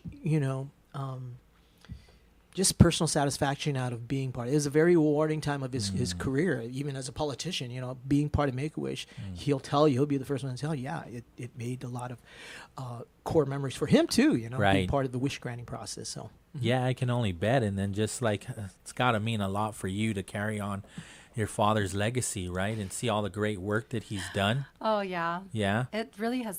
To see generosity live beyond the life of a person has really impacted me. Yeah, and Eric mentioned Stephen Gatewood. So we were like children of Wish directors on the board of directors, but Stephen now as an adult is a timepiece guy, right? Okay. So he helped me. I was like, I need to inventory these watches. Can you help me? He's like, of course. And every year he helps decide which watches will be part of the event because I don't know which ones are more expensive or. I can't help but think though, what happens when you run out of timepieces? Well, that it has a finite length of time of time that this can happen. So I think that's why it was a very calculated decision. Yeah. Not to just put all the timepieces out there. Not to do them all at once. We just do it, gradually. Sure. And so we'll space this out, and like we say, maybe every 2 years we'll do it. And we'll see how long it goes, but I think but that's what makes it special. Absolutely. Right? I think to say so. I have one of those timepieces. Yeah. Mm-hmm. Yeah. Wow. It's a wonderful story. I'm so very impressed by this. Again, if anybody wants to be a part of it, they can. Bow Ties for Wishes. This is Saturday, February 13th. Thursday, sorry. I have to move this over. Thursday, Sorry. February 13th, 6 to 9 at Weston. Yeah. And then again, there's that link, right? Mm-hmm. Info at guam.wish.org. That's our email, and then we'll forward you to the actual payment link that that'll get you an online portal for us for you to have opportunity to purchase tickets for that. Even if you're not into timepieces and you just want to come join us for a fun night, we'd love to see anyone. There's a like Tito's a lot bar of fun. too. So. Yeah. Sounds like a lot of fun. 10 people per table? Yes. Yeah. And so I imagine there will be people that would want to buy a full table, but you've got tables that are available for couples, right? Absolutely, yeah. So they'll have to fit within the space of the 10, but absolutely we have that. And so we hope to see you guys there. Yeah. Thank you so much for coming in. Thank you, Pauly, for having us. This is just such a wonderful event. There's so much background to it as well. There's stories behind it all. Yeah. It's amazing. It's an amazing event. I wanted to give you the opportunity as well just to kind of share again things that are coming up in the near future. And then have you already started planning for the gala? We do. We have a gala committee. But prior to that, in April, April is considered, among all the Make-A-Wish chapters worldwide, it's considered World Wish Month. And so as part of that celebration, in April, we will be having our second annual golf tournament fundraiser. Okay. It'll be over at Leo Palace. So there's more information. You can also, like I said, email us, and we can share that information with you about that. And then after that, we have our gala then is in August. And so that's the biggest fundraiser for us. accounts for majority of our revenue and fundraising for our fiscal year. And so that's always a fun event. Great music, great vibe, and just, people want to show off their sneakers. They want to show. We do actually have a sneaker contest for the best sneakers for men and women. So yeah, very cool. And the reason why I wanted to bring it up too is because I noticed that you're one of those nonprofit organizations or NGOs that, you wouldn't be an NGO because you don't receive funding from government, from the federal government or from the local government. Right, correct. So you're 100% depending on the generosity of people. Donors. Boy, did you hear my interview? I said those exact words. Really? I said we're 100%, driven by the community support and the generosity of the community, and it's true. I mean, and that's why we run a lean ship. I mean, our chapter, when people figure out what we do, they're amazed that we only have 2 employees. Yep. Yeah, it's you and your program director, right? She's been elevated in a position. Okay, she's great. Our senior director. There you go. Of mission delivery and operations. Kalina Camacho. Kalina Camacho. She's a wonderful person. Just has her heart in the right place for just the kids. The 2 of them, the whole chapter. I know. So it's amazing. It is, and so, that's what we do. That's how we function, and we're very proud of the fact that all the money that we raise here stays here, man. We don't send it back to our national office and then have to ask for it, like some other nationally affiliated nonprofits. We keep all the money here to grant wishes to the kids here in Guam and the CNMI, and so it's a very important distinction that we love to share because we want people to know that you're in good hands. So don't worry about your donation because it goes to a very, very good cause, and so these kids and their families are very appreciative as we are. I want to show love to our brothers and sisters in the CNMI. Can you share a little bit about how some of the children have been helped out there? Yeah, we just granted a shopping spree wish about, I want to say 3 months ago. I think I saw it in the paper. Yes, and so this little kid, I think he was kind of waffling back and forth between going to Disneyland or shop, and they finally said, you can do the shopping spree here. And he did. He had a great time. This kid, we have a video of it. I wish I could share that with you, but he just had such a great time running in the store and being treated just treated like a king, Yeah. And then, he gets to ride in a limo, right? Got to ride in a limo, and it's for a lot of these kids, it's the first time, for being treated like this and having the ability to not just buy for themselves, but buy for their family, and it's such a powerful feeling. Cry. No, you're right. But I know you know what I'm talking about, right? Yeah. I mean, I could share so many stories about the kids who are in these situations and they're very selfless. They don't even think about themselves, Right. Yeah. Some might even worry that they're taking a wish from somebody else. Oh my goodness, I just I did a presentation over at Coast 360 about about our organization, and I relayed to them about one of the wish types is it's not used very often, but it's a wish to give back, right?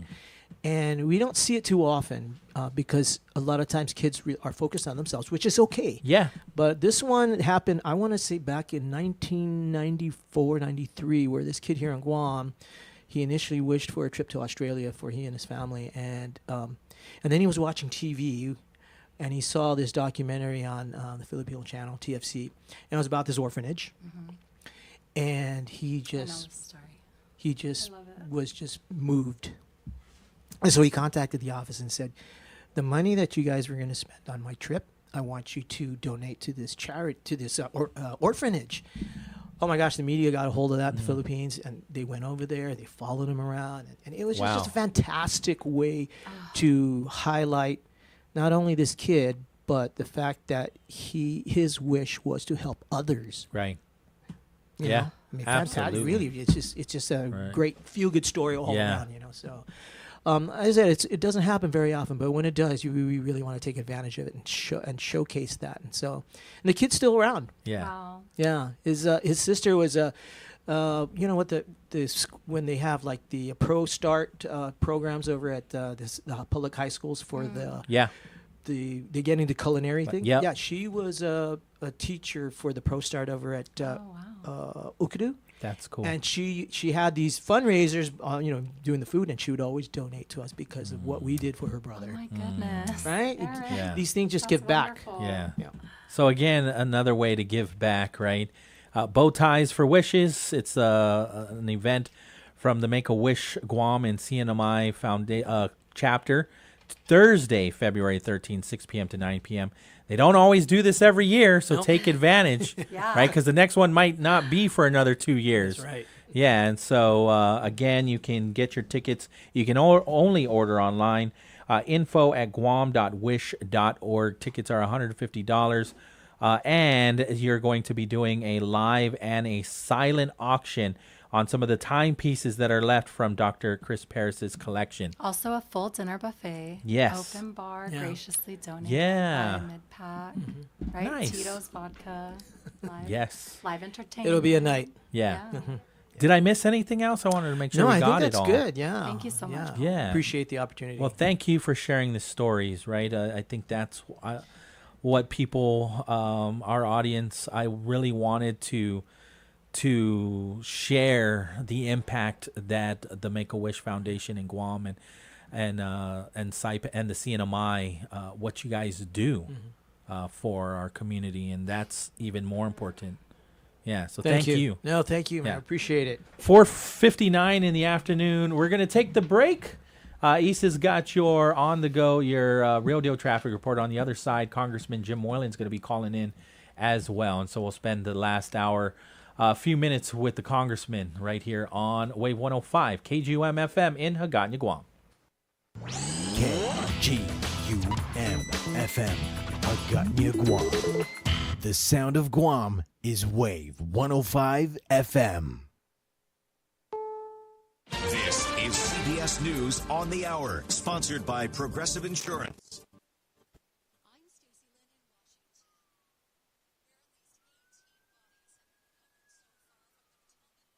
Following a mid-air collision between a commercial flight.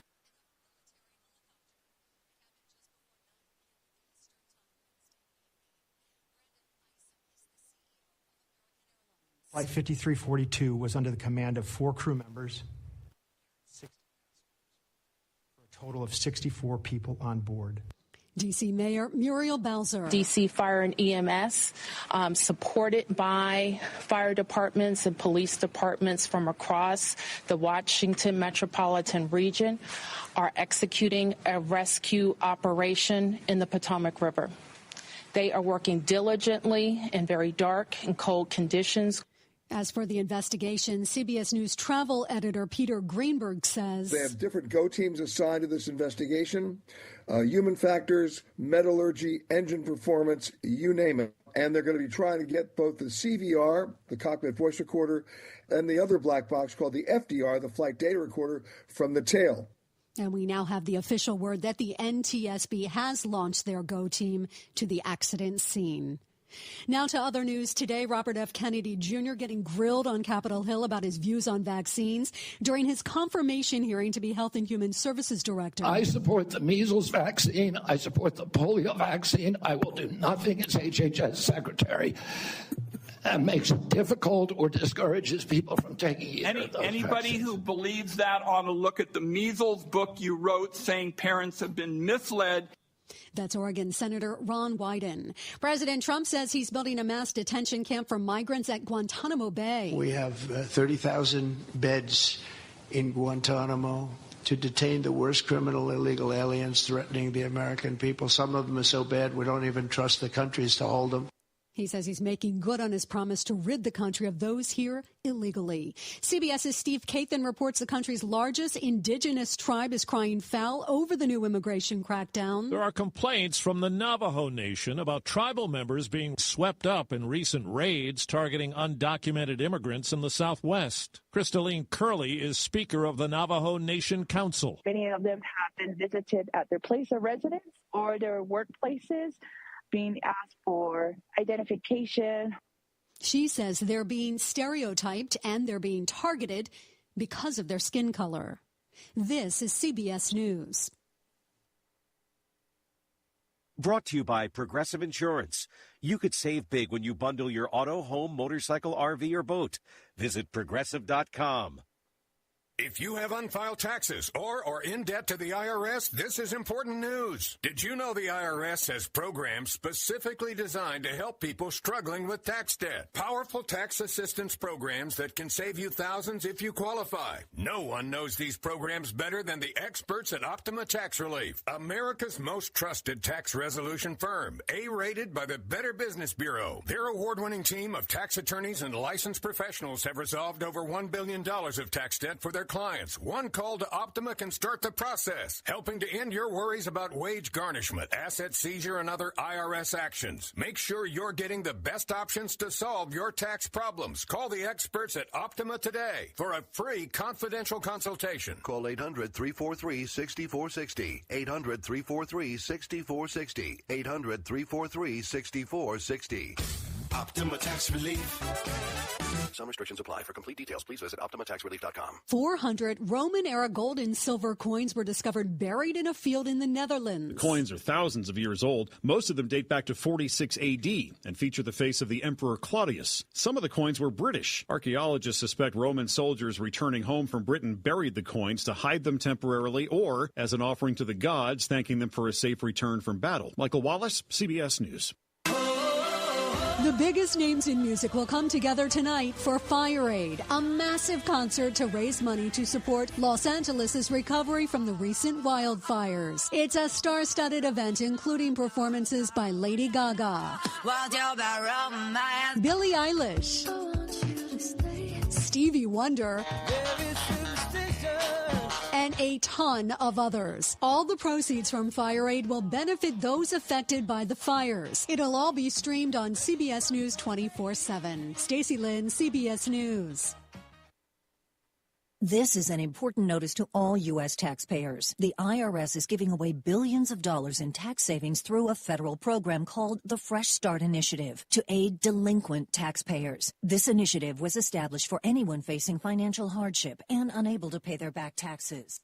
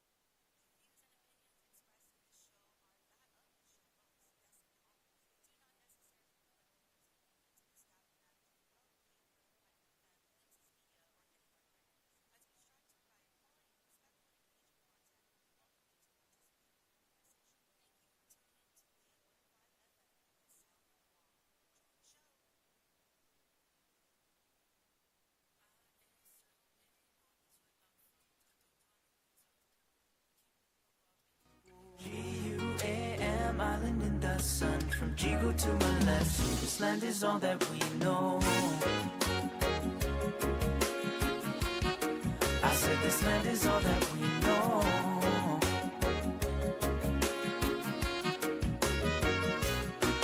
Come with me to my roots in a little tin shack on the ranch with my tata and the sweat up on my back. Picking lemon from the tree, how much hotter can it be? He said, Day, don't worry boy, just listen to me. So I cool down and relax, no worry, we're living in paradise.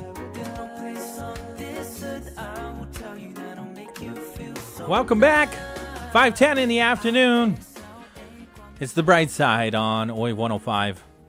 Welcome to the show. If you're just tuning in, getting in your vehicle, welcome to the 5 o'clock rush hour. We should be getting Congressman Jim Moylan in. Been setting up this conversation.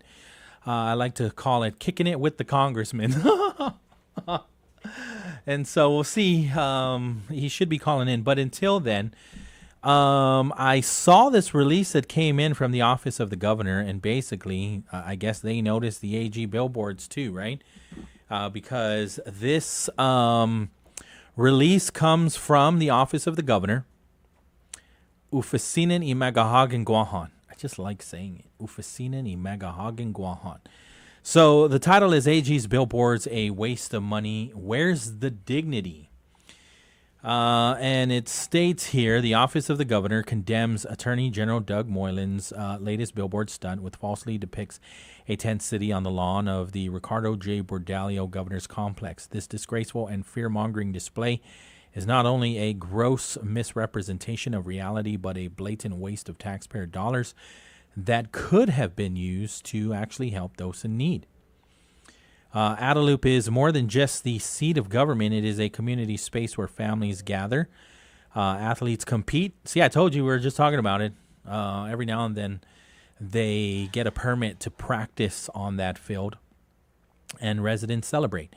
It hosts sporting events, cultural performances, and public ceremonies. It is also a landmark for visitors and former residents returning home. Instead of using his office's resources to support real solutions, Moylan has chosen to manufacture a crisis with misleading visuals in a desperate attempt for attention. Let's be clear, every dollar wasted on these billboards is a dollar that could have gone toward housing the homeless or feeding the hungry. But rather than working with government agencies and nonprofits to provide solutions, Moylan has opted to exploit the issue for political theatrics. If the Attorney General truly cares about solving homelessness, he should stop playing billboard politics and start contributing to real efforts that make a difference. This administration remains committed to addressing homelessness and economic challenges with action, not empty propaganda. End of release from the office of the governor. So let's not make this awkward. Let's speak to a different Moylan. Congressman Jim Moylan. Hafa Adai, Congressman. Pauly, Hafa Adai. Good to hear your voice. I'm back on Guam. Good to be back home. Yeah? How is the trip back? What's the route that you take? Pardon me? What's the route that you take? How do you get back home from D.C.? Yeah, see, the best one possible, and it ended up that first fry, which we had I had the reservations for, was via Narita. Okay. But ended up mechanical problems. Oh, no. Problems. Couldn't get on that flight. They rerouted me the next day through Honolulu, which is beautiful as well. So sure. Whichever one is available is the one we take. You take Dulles more than Reagan?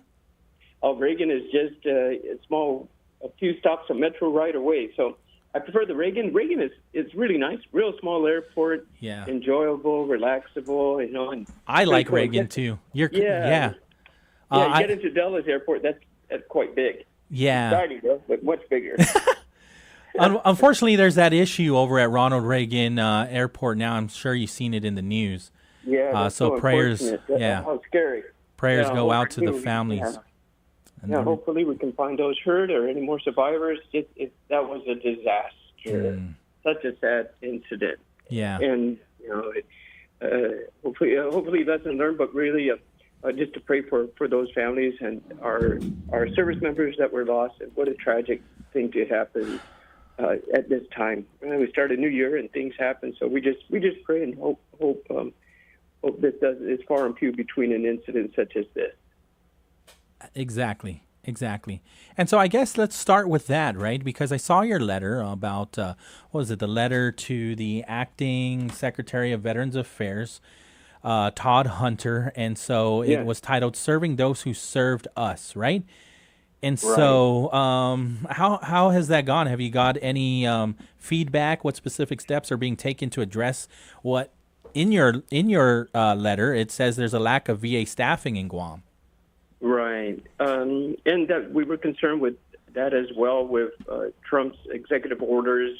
And we're reassuring that this doesn't affect critical items such as our veterans. So that it's not. And we had a couple of positions that we wanted filled, and I understand that it is or very close to being filled as well. So I'm happy for that. I would like to meet Mr. Hunter as a veteran myself. We just have to express that, and I think, as you can see from our Secretary of Defense, there's a great interest in Guam, and we had to make it known that with such a small community, we have a high percentage per capita of veterans, and we had the greatest percentage per capita as for enlistees too. We're going to be as the tip of the spear, and as more military are coming on over here, I'm hoping a lot would find Guam their home and wanting to have their families and visitors here too. So we have a great responsibility to fulfill for our veterans and for our long-term veterans and all the different wars that they have served, but especially those that are forthcoming. So this is the time to make our voice heard. That's why we wrote the letter to Acting Secretary Todd, Mr. Hunter here, and to point that out.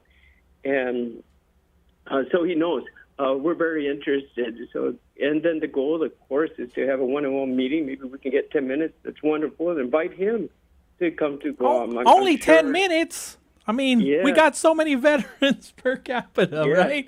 And we deserve more than 10 minutes.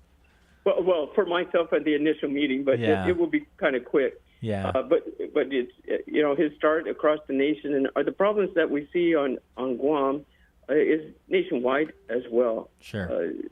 Our difficulty is we can't talk to our neighbor, fellow state next door to say, hey, can you help us out? We don't have that. and when we don't have the facilities of our hospitals, think for the spouses of the veterans also, and we're ending up to travel great distances, which is extremely difficult, but depending on our issues that we have, and bringing somebody with us to care for us while we're there is additional cost out of your own pocket. So that distance with the different codels that we were able to bring out in the 118th Congress, I think that's the most talked about thing. Wow, we're not there yet. This is really far. and just imagine as a veteran trying to seek medical assistance, how painful that could be. So the goal is to shock him, to get his interest right away, and as the acting Secretary of Veterans Affairs, and say, you need to come to Guam.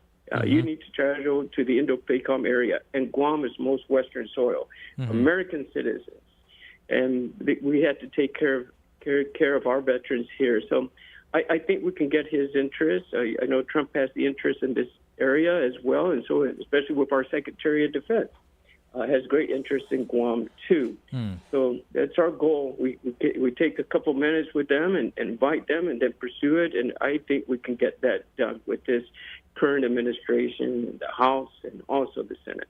Right, and so I'm sure that you being a veteran yourself, and other veterans advocating for more assistance and reaching out to your office. What are you? I mean, I'm assuming you're hearing the same things that I'm hearing. The concerns from the veterans that they're going to need more access to health care, and also more conversations on building up more facilities and adding more staff, right? That's correct. And we have been assured that we got at least a couple more staff, but we know we're going to be short. And this is to include a vet center, but also the federal VA center in Tijan.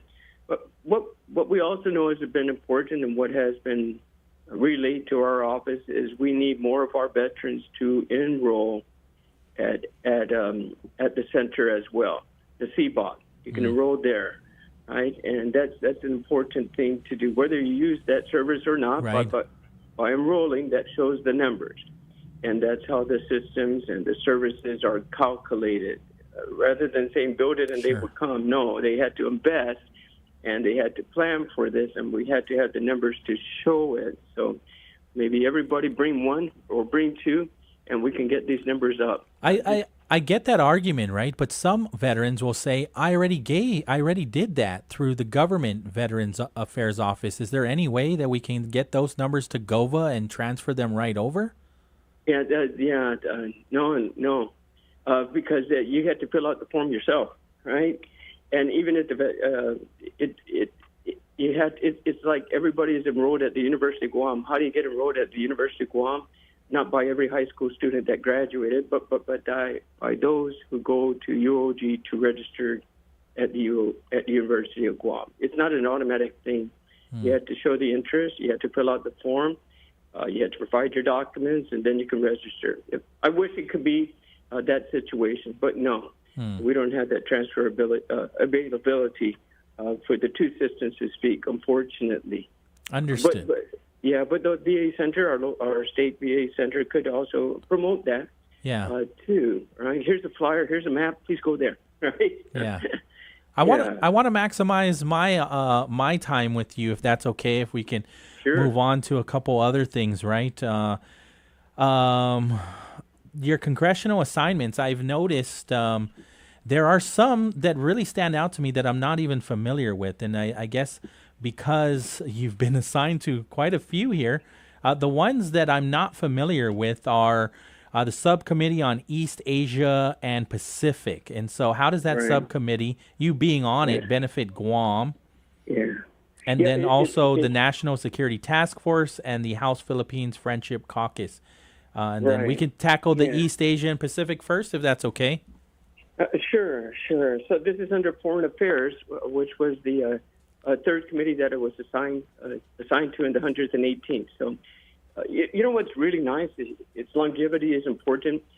It's like when you're in high school, you start as a freshman, then you move up to sophomore, but you have a different classroom. Yeah. So on committees, when you go into the committee room for Foreign Affairs, the ones that are closest up front on the bottom, those are the freshmen. And then the new freshmen take your place and you move up. Okay. Right? And you got a better view. We're closer. And those guys sitting on top, closest to the chairman, they're the senior guys, right? They're the senior class. So I'm no longer in the front row. I'm in the second row out of 4 rows. So that's exciting for me. Okay. And because of that, the relationship that we built, we were able to get on a couple of the subcommittees. Previously, these subcommittees were all broken down into Indo-PACOM area. But now it's called the East Asia and Pacific area. What's important about this is where under what department does this fall under the administration? So it's under the Secretary of Economic Growth, Energy, and Environment. So this East Asia and Pacific Affairs includes Guam. So when you're under this subsection, you can speak for your section, right? You had the voice. What I'm referring to is that there's a lot more money available, and we're able to speak to the right people because we're the House. We control the budget. So that's important to me. In addition to defense of that region, which I'm also part of the House Armed Services Committee under Readiness and Sea Power, too. But now we have the additional part for additional funding looking specifically at Guam.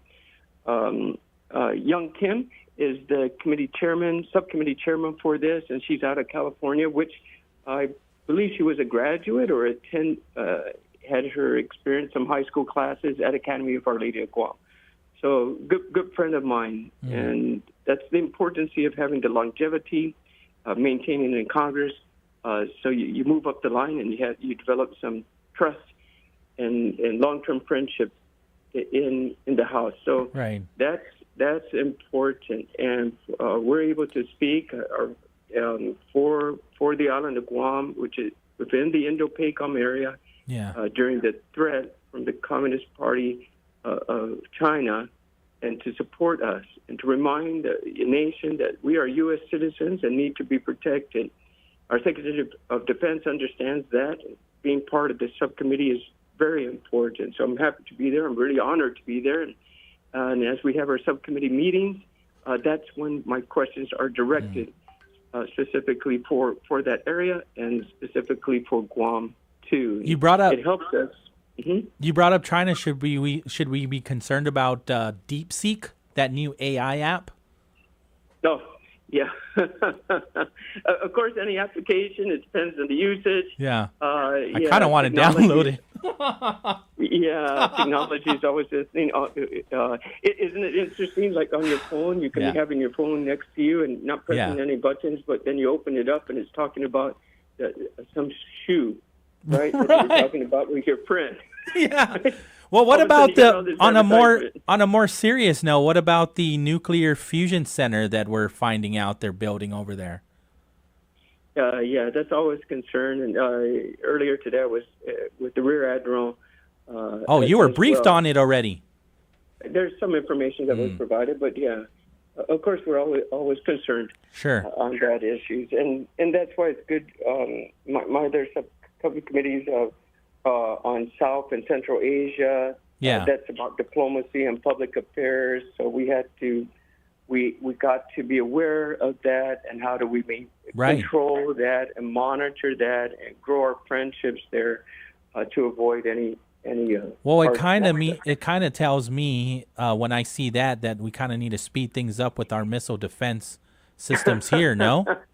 Yeah, which I was in D.C. for that, and we watched it out of our Army fort. It was amazing to see it on the satellites, and most of the videos that was also shared back home on Guam while the governor was here at Condamar with the admirals too. But the accuracy was tremendous. Yeah. So Korea and South Korea and North Korea and China, they can shoot missiles and it can fall into the ocean, but they can't shoot a missile down at that hypersonic speed that we've done for the pinpoint accuracy that we've shown.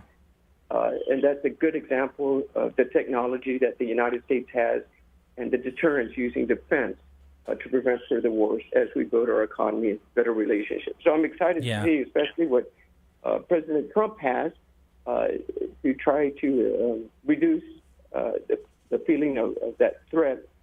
But also to build our economics at the same time, and as we know, we're the strongest nation there is in the world. Yeah. And now don't mess with us, but you can deal with us on a proper way. So let's see how things fold out. As you can see, our president is very excited with the executive orders that are coming on out, which we're monitoring as close as possible. Does that all aligns with your vice chairman role in the National Security Task Force? Yes, similar. Yeah. For that purpose. So, which I was just assigned to. Yeah. So that was a good thing under our Republican Study Committee. So when I get back next week to D.C., we continue to have every other week we have our meetings. It's a conservative group that we look at different measures, but we establish certain things also. So. That assignment is pretty good, National Security Task Force, and we can take this further. So Nunn, I believe, is my chairman, and I'm the vice chair. So it's good that I have the influence on the Indo-PACOM area, so we can look at things and move policies in our direction to support and defend the United States and to defend Guam. Mm-hmm. Also, what are your strategies when you're talking about the House Philippines Friendship Caucus, right? I want to say Senator Jesse Lujan is like a really good friend that can help along with those relations, right? Yeah, he sure is. We, of course, in the 118th and to include the 119th, we'll continue to work together from the Guam administration to the representative seat also. So we do have our open communications with Senate here, but we also, just before I came on out, I had my meeting with the U.S. ambassador of the Philippines at his headquarters there, and we were talking about certain things too. So that communication is open. It's about building the network, right, and keeping open communication. I have a good subcommittee on the Democrat co-chairs as well, and so it's a bipartisan agreement. We recently passed a resolution through the House that was approved, rededicating ourselves to defending the Philippines from foreign attacks. If there was, it was over 80 years ago that was established, and now we did it to say that it is alive and well, and we will protect the Philippines. So it's communications, and that's the good part of being on the Friendship Committee. What about the conversations where I think the governor was even talking about the possibility of lengthening the time for Filipinos to be in Guam to visit? Right. So in the 118th, we introduced a measure to remove the visa, have a visa waiver. Yeah, that one, right? yeah. Right. So we'll be reintroducing that, and that did get far, and Homeland Security was interested in doing it. There was a requirement from the Philippines Foreign Affairs Committee over there to ensure that no overstays at a certain point, and what they would do about it. So it got so far, but now on the 119th, it will be reintroduced so we can continue that. We know there's a great amount of people that enjoy traveling to Guam from the Philippines. They're our family. They're family, right? Yes. Yeah. That's right. That's right. And they're looking forward to doing some duty-free shopping here. Yeah. It's a nice time. Yeah. In fact, I remember maybe last month, I was walking down in Tumon, and the lady with her two boys was stopped in front of Blessed Diego Church and taking some pictures and asking me some questions. She said, we're from the Philippines, just visiting, and tell me about this church. And I was more than happy to. So the proximity, we have a history together. Yeah. We're allies together. Then let's remove this visa waiver form. We remove the visa waiver, and open up the flights a lot more, so more people to come. It takes them so long, and it costs so much more money to get the visas. But why do that when they're our allies? Why do that when we're using their workforce to build and protect our nation? So hopefully, I think this can get further, and that's why it's good to be on the Philippine Friendship Caucus too. Okay, so you're still advocating for it then, moving forward. Yeah. In this Congress. Yeah. Got it. Yes, we are. Okay. And then you wrote the letter to the president himself, right? Based on the executive order that he wrote to fight the cost of living, to work on price relief and whatnot, and then you had basically respectfully requested that they include Guam, right? And there are some strategies. Correct me if I'm wrong. You want to eliminate the Jones Act and cabotage laws as well. That's correct. Okay. Yeah. So the president did come out with his executive order regarding delivery, emergency price relief for American families, and defeating the cost of living factor. Yeah. What a title! That's awesome, right? Yeah. That's fantastic, Mr. President. Just remember where America's Day begins, and that's important to us to make sure you include us in those two things. Heck yeah. And the biggest thing for us is when we ship our goods in the Jones Act, we're asking for a waiver, right? This affects thousands of Chamorro families or residents of Guam, but also hundreds and thousands as well of military families too. That's going to be tough. So buying the milk outside, our fruits and vegetables and so forth. There's a lot of expenses that we have because of our distance, and for getting a waiver on the Jones Act, I think is more than fair. We're not a threat to the East Coast or West Coast, but we need some help. Definitely need some help. I think we also need some more room though over at the port, right? To allow more ships to moor up. No, if that's the case, if we're going to ask for an exemption, right? Where are we going to put all of these ships if we get the exemption? Hopefully. Right. With the expansion of that, we're working closely with the Port Authority to ensure that they have the facilities to help that as well. And then, of course, with the cabotage law, to ensure we've got something going with that to offer some sort of competition right, for the Mariana Islands. We were in cooperation with former Congressman Kalili, and we would do the same, of course, with our new Congresswoman Kin as well, which I've met, and I'm glad for her.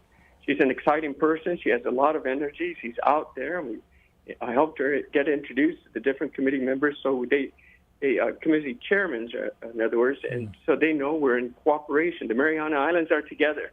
And plus, we're both Republicans, darn it. So let's get something good for us. So, let's see how this goes forward. Yeah, can you educate me a little bit more on? Are you familiar because the congressional candidate Ginger Cruz, you remember her, right? Yeah. Okay, so she had mentioned that we do kind of have a Jones Act exemption. APL is a Jones Act exemption ship. Yeah, there's some similarities, and Saipan got some good programs going there for them as well. But we need it more defined. Okay, we need got these it. ships coming on in. We need our products also from Asia side too, right? Okay, so, thanks for clarifying that. With the airfare, with the airplanes too, Yeah. and I think we got a good argument with the military here because they want their families to come on out too, right? And if some of them decide to retire on Guam, and they're just seeing the cost of of a lot of things, so.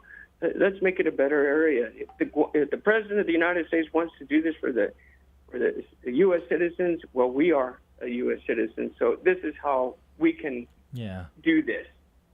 Understood. We're a little bit worried about groceries, right? With some of the workforce being possibly deported, though, will affect the price of groceries and produce and whatnot. I already know that the price of eggs is not because of Trump; it's because of the avian flu. So that we can dispel already. But there's still concern about a decrease in the workforce in the farms, and that's just going to rise. That's just going to push the crops, the price of crops up. Yeah, that's possible. I think I can understand the president's concern about getting those that have come across the border illegally. I think I'm hoping he'll look at other options too. Reagan did something way back when as well to trying to get folks all legal here. So maybe that other options will be looked at. But to get all these folks out in a short time will be very difficult. And hopefully the planners and his advisors can say maybe we can do something in addition. But in addition to building the wall, maybe we can have more staffing at the wall for those who want to come in here legally, so we can expedite that process. We do need the workers. Mm-hmm. We do need the workers, and if they come in illegally, then that's important. This is how our nation was built, right? as well. I think of my ancestors coming from on my father's side, the Irish ones. They came on in and on ships. And my grandfather, Ellis Island. Yeah. I think it was my. But yeah, and that's how our nation was built. So I can understand the concerns, especially those who violate the law and hurt our citizens. They got to go. But maybe there's something else we can help the others to do. So as we go forward, I think we can see some sort of relief. We definitely need the workforce to continue to pick the oranges and the apples, maybe, but also to work in our other areas to support growth for the nation. Yes, it's hard. It's hard enough. We don't have enough U.S. workers that want to work anymore, because everybody wants to be TikTok influencers. Real quick. Great job. I went to this restaurant. I was on this beach. Oh my gosh, I love these new shoes. Wow. Real quick, if anybody wants to get on with the congressman, we don't have a lot of time. 922-1052, 922-1052, because he's on our 1051 line. And so if anybody does call in, if they don't, I wanted to give you the time, though, because I'm interested. I asked you a while back if you can kind of tell us when you have time about that experience, the inauguration. It was not a traditional inauguration, right? It was inside the rotunda, and so it was a different kind of experience. It was, well, first, I'm very honored to be in that presence at this time. And a few weeks earlier, I was in the Rotunda where President Carter, his casket was placed there with the Senate and the family members and the House, and watching the honor guards bring his body in. It was amazing how the respect that we give to our presidencies. And so that was really nice. And then just a few weeks later, the peaceful turnover of power from the Biden administration to the Trump administration. And in that same room was Bill Clinton, George Bush, Biden, Hillary Clinton also, and there's one other. I'm just trying to recall. But having all these presidents and the past president there, what was incredible in the Rotunda, that our Capitol's dome, it was simply amazing. And when they brought us on in from the House, I could have had a better seat, but I was in the Rotunda. It started out with the most seniors that got to sit up front. And the senior class was from the 109th Congress. And now we're at the 119th Congress. So I was one from the back. I was still up front a little, but not as close as I wanted to be. Sure. They had the band playing. The choir from the Air Force was amazing. And just the gratitude and the honor to be in that room. We were all tightly squeezed in there because it was so small. But it was just wonderful experience to see when the president, or they start with the vice president and then the president raising the right hand, and then boom, it happened. And then after that, the president just went from speech to speech. He spoke with at different venues that night. And he had a whole crowd when he was signing the executive orders, right? Yeah. In front of a crowd. Yeah. Yeah.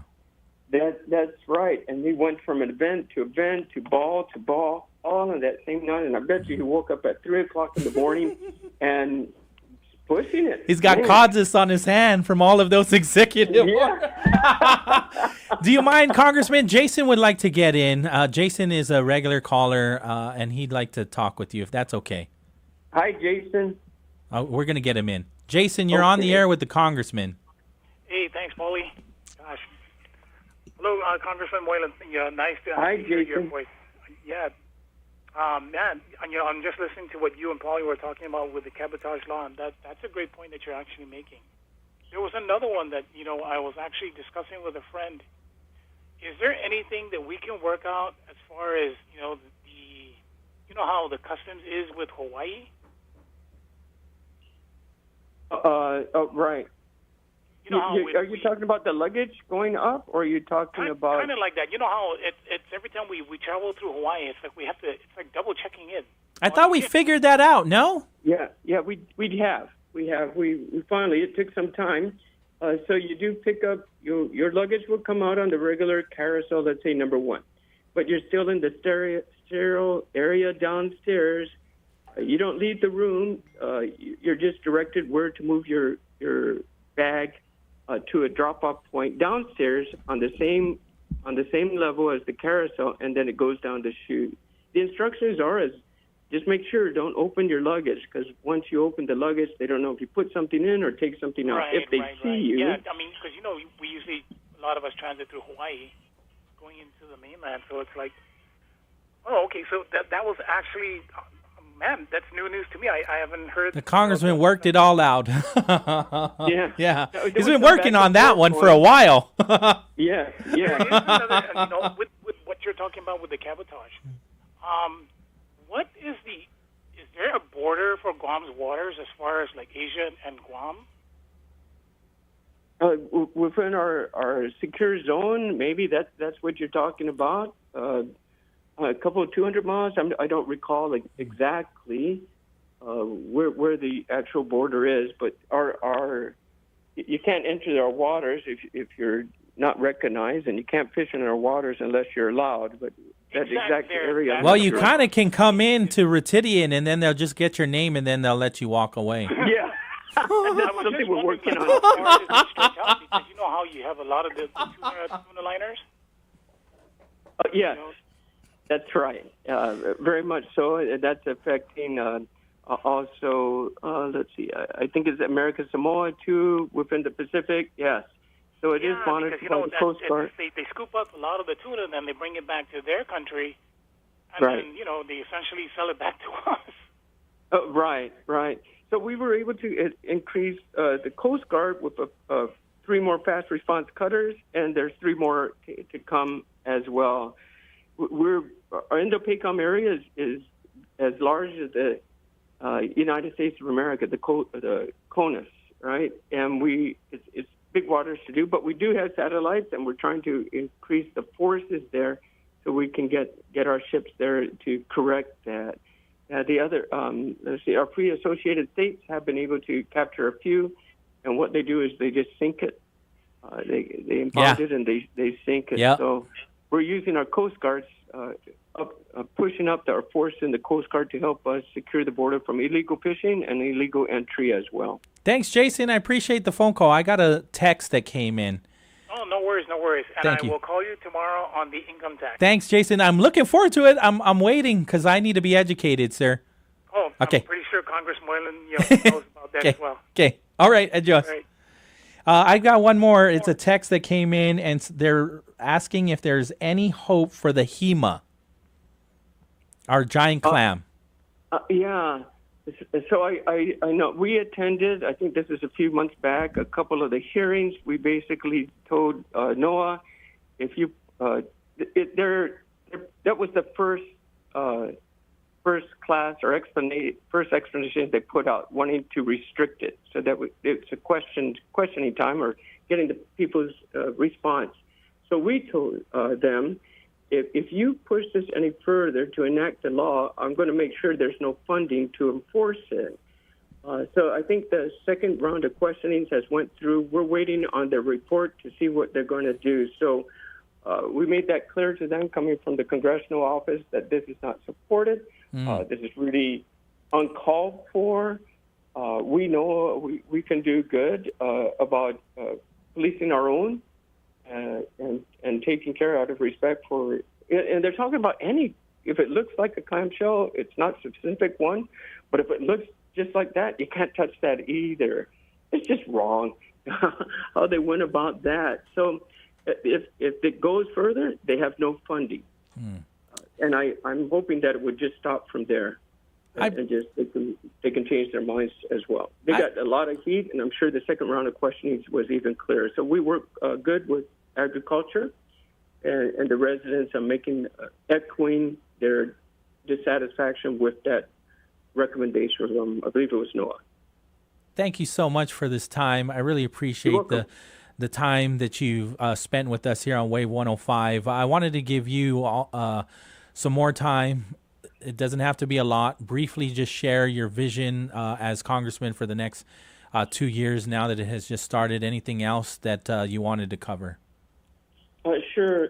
Of course, our concern is SSI, and it did get further when Trump was involved and didn't get through Senate, but now it could be a different situation. So we're looking at the SSI, and our duty is for that is to make sure we have funding available. It's something called pay for. If you want to add something, then you got to find where you're going to take something from. Because we got a deficit issue for the United States, and that's what the Republican House needs to take care of as well. We have more initiatives that we'll reintroduce. We're keeping up with the President Trump and his executive orders to ensure to let them know, hey, this is a good thing. Please make sure Guam is included. Or, hey, doesn't work for Guam. Please make sure Guam isn't part of this. So I'm excited, as well as my staff, that this party and the Republicans, and also especially the Democrat friends that we have made and worked with, and the committees that we're on, too, will be very beneficial to Guam. Going into my sophomore year, I have better experience. My team is well read on, and they had good experience and good friendships with the committees, and I think we can make a good influence with this administration and get more things for Guam. The last NDA, we were able to get $4 billion, and we're going to work even better for more funding and for the protection of Guam and for the protection of the nation, too. So I want to thank the people of Guam for having the trust in our office here, and we're looking forward to working just as hard as we did before, and even harder and faster this term with President Trump. So I thank everybody for that. All right, thank your office for setting this up. You're welcome. Shout outs to Bella Shinahara. She's great. Yes, thank you. Yes, she is. Yeah. Yeah. Yes, I'm glad she's on board with us. Yeah. Thank you. Yeah, and so again, thank you for being available also early in the morning with Patty to share the updates, because what you shared the other day on the pause, right, was invaluable information, and you were able to spend some time with us to clarify some things and give us peace of mind. So I appreciate that. Yeah. I'm glad. Looking forward, and as I told Patty, and I'll tell you too, as we get more information, we're happy to further explain that in the future. That's our duty: be transparent and explain things on how it's affected to Guam, so we can feel very comfortable and very safe with the United States, and especially being safe at home. Thank you, Congressman. Look forward to hearing from you again. When are you? Can you tell us when you're heading back out? Yeah, it will be. Probably mid-February. Okay. Oh, you're going to be here for a while. Heck yeah. Yeah. Well, I'm leaving in a few days. Oh, okay. Yeah. Okay. Oh, you'll be coming back to us in mid-February. Yes. Got it. Yes. Every month I make it a goal, and I've been able to do that to come back home. Okay. I'm gonna email Bella now and set another one up in mid-February. Yeah, good idea. All right, adjust. Take care. All right, adjust. 5:51 in the afternoon. Congressman Jim Moylan right here on Wave 105. We'll take our last break, and Issa's going to give you that real deal traffic report before we get out of here. 400 Roman-era gold and silver coins were discovered buried in a field in the Netherlands. The coins are thousands of years old. Most of them date back to 46 AD and feature the face of the Emperor Claudius. Some of the coins were British. Archaeologists suspect Roman soldiers returning home from Britain buried the coins to hide them temporarily or as an offering to the gods, thanking them for a safe return from battle. Michael Wallace, CBS News. The biggest names in music will come together tonight for Fire Aid, a massive concert to raise money to support Los Angeles' recovery from the recent wildfires. It's a star-studded event including performances by Lady Gaga, Billie Eilish, Stevie Wonder, and a ton of others. All the proceeds from Fire Aid will benefit those affected by the fires. It'll all be streamed on CBS News 24/7. Stacey Lynn, CBS News. This is an important notice to all U.S. taxpayers. The IRS is giving away billions of dollars in tax savings through a federal program called the Fresh Start Initiative to aid delinquent taxpayers. This initiative was established for anyone facing financial hardship and unable to pay their back taxes. Qualifying and enrolling in this program will stop all collections, settle your delinquent tax problem, and even reduce what you owe by thousands of dollars. Call the hotline at People's Tax Relief to see if you qualify and get this free information by dialing 800-283-2427. If you have unfiled tax returns or cannot afford to pay your personal or business back taxes, you can now get the help you need. One simple phone call can resolve your tax problem and save you thousands of dollars. To see if you qualify and to get this important free information, call 800-283-2427. 800-283-2427. 800-283-2427. Jack here, introducing my new chicken fajita and Caesar Jack wraps. I call them my way better than other wraps. Get my Jack wraps or try my tasty munchies under $4. At Jack, every bite's a big deal. Limited time only. Participation may vary. Welcome to Jack in the Box. Get ready, get set, mark your calendars for the biggest events of the year. Bank of Guam's Hagåtña City Run and Block Party is back and set for Saturday, March 8th, 2025 with a Sunset Run Walk and Bank of Guam's signature block party. All event proceeds support the fight against cancer, so let's come together for an evening of fun. Stay in the loop by following on social media for details and updates on Bank of Guam's Hagåtña City Run and Block Party. Bank of Guam, the People's Bank, member FDIC. Now, for a limited time at Chili's, get a free order of popcorn shrimp for every $50 spent through the Good2Go app or ChilisGuam.com for takeout or delivery. Only at Chili's, great food and value happen here. Pat's Tinting and Detailing offers premier services from complete interior cleaning and VIP detailing. And to keep you cool, Pat's also offers factory, ceramic, blacked out, and base-approved auto tinting. For more information, call 647-SLAM. Start the year off right with a fresh value meal for just $8 at Subway. Choose a 6-inch sub from a select menu, add a 21-ounce Coke Zero Sugar, and a bag of baked Lay's chips, all for only $8. The $8 fresh value meal is here for a limited time only at Subway. You gotta refresh to be fresh. Now's that time for your last real deal traffic report here on the Bright Side. Slow traffic on Route 4 and 10 in Chalampago at the intersection, and that also leads to Zotnya. Slow traffic on Route 4 in Chalampago at the intersection, and that leads to Maymay Road or Santa Cruz Drive. Slow traffic on Route 8 in Barragata if you are passing the Subway restaurant heading to the intersection near the fire station. Slow traffic on Route 1 in Tamuning if you're coming from the intersection. That leads to Route 14B, heading to the intersection on Route 10A. Slow traffic on Route 10A in Tamuning if you are coming from the intersection on Route 1, heading to the intersection in front of the Guam Airport. Heavy traffic on East Sunset Boulevard if you're trying to make your way to Route 10A or the airport. Slow traffic on Route 1 to Tamuning if you're heading southbound to the intersection and near the John F. Kennedy High School. Heavy traffic on Route 1 if you're coming from the intersection, and that leads to Route 14 in Upper Tumon, heading northbound to the intersection, and that leads to Route 16 or near the Dededo Wendy's restaurant. Slow traffic on Route 1 in Dededo if you are heading northbound to the intersection, and that leads to Route 26, Machechi Avenue. And that is your last real deal traffic report here on the Bright Side.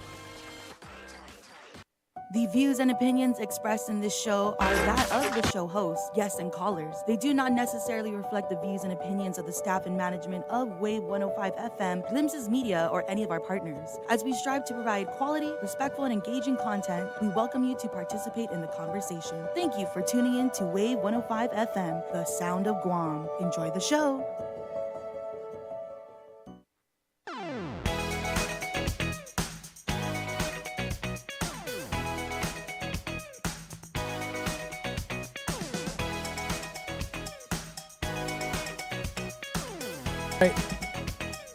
Before we get out of here, there's a release from the governor's office. Another one, too, here. It says Governor Lulian Guerrero has announced the nomination of 2 accomplished professionals. So she sent letters thanking the 2 commissioners for their service, basically firing them, right? David Herrera and John Jeffrey Banez. And so here are the names that she has now announced to nominate for commissioners in the Zamora Land Trust Commission. Fabian Cruz Respicio and Jeremy Rojas. These nominations reflect the administration's commitment to ensuring the integrity and effectiveness of the commission in fulfilling its mission to restore Zamora lands to their rightful stewards. Respicio and Rojas bring exceptional expertise and leadership to this responsibility. Their experience in real estate, title services, and property management will strengthen the Commission's ability to uphold its mission with transparency, efficiency, and fairness. Respicio is the principal broker of Blue Continent Realty and has extensive experience in the real estate industry. Rojas is a vice president and general manager of the Pacific American Title Insurance and Escrow Company and brings a wealth of knowledge in title insurance, property records, and financial oversight. The statement further states that Zamora Land Trust Commission was established as a land restoration program to rectify the unjust taking of Zamora homelands by the United States federal government between 1898 and 1968. As commissioners, Respicio and Rojas will work to advance the fair and equitable administration of Zamora lands, providing families with opportunities for home ownership, agricultural use, and Economic Development. Respicio and Rojas' nominations will be submitted to the Guam legislature for consideration and confirmation. That was sent to us from the Director of Communications at the Office of the Governor of Guam, Crystal Paco San Agustin. 5:59 in the afternoon. Time to get out of here. And we'll do this all over again tomorrow with Mornings with Patty. Rolling with dice from 6 to 10. It's Friday, so it's a pretty chill. We're just a bunch of chill guys and chill girls on a Friday. So we're going to have the Maximum Millennium music that takes us back to another bright side on a Friday. It's going to be a whole lot of fun. Hope you join us. Issa and I will be here from 2 to 6, and then Edge of Heaven from 6 to 8. All right, here on the Sound of Guam, we are Wave 105. Everybody get home safe. Be kind to each other, especially out on those roads. Adios. KGUM FM, Hagåtña, Guam.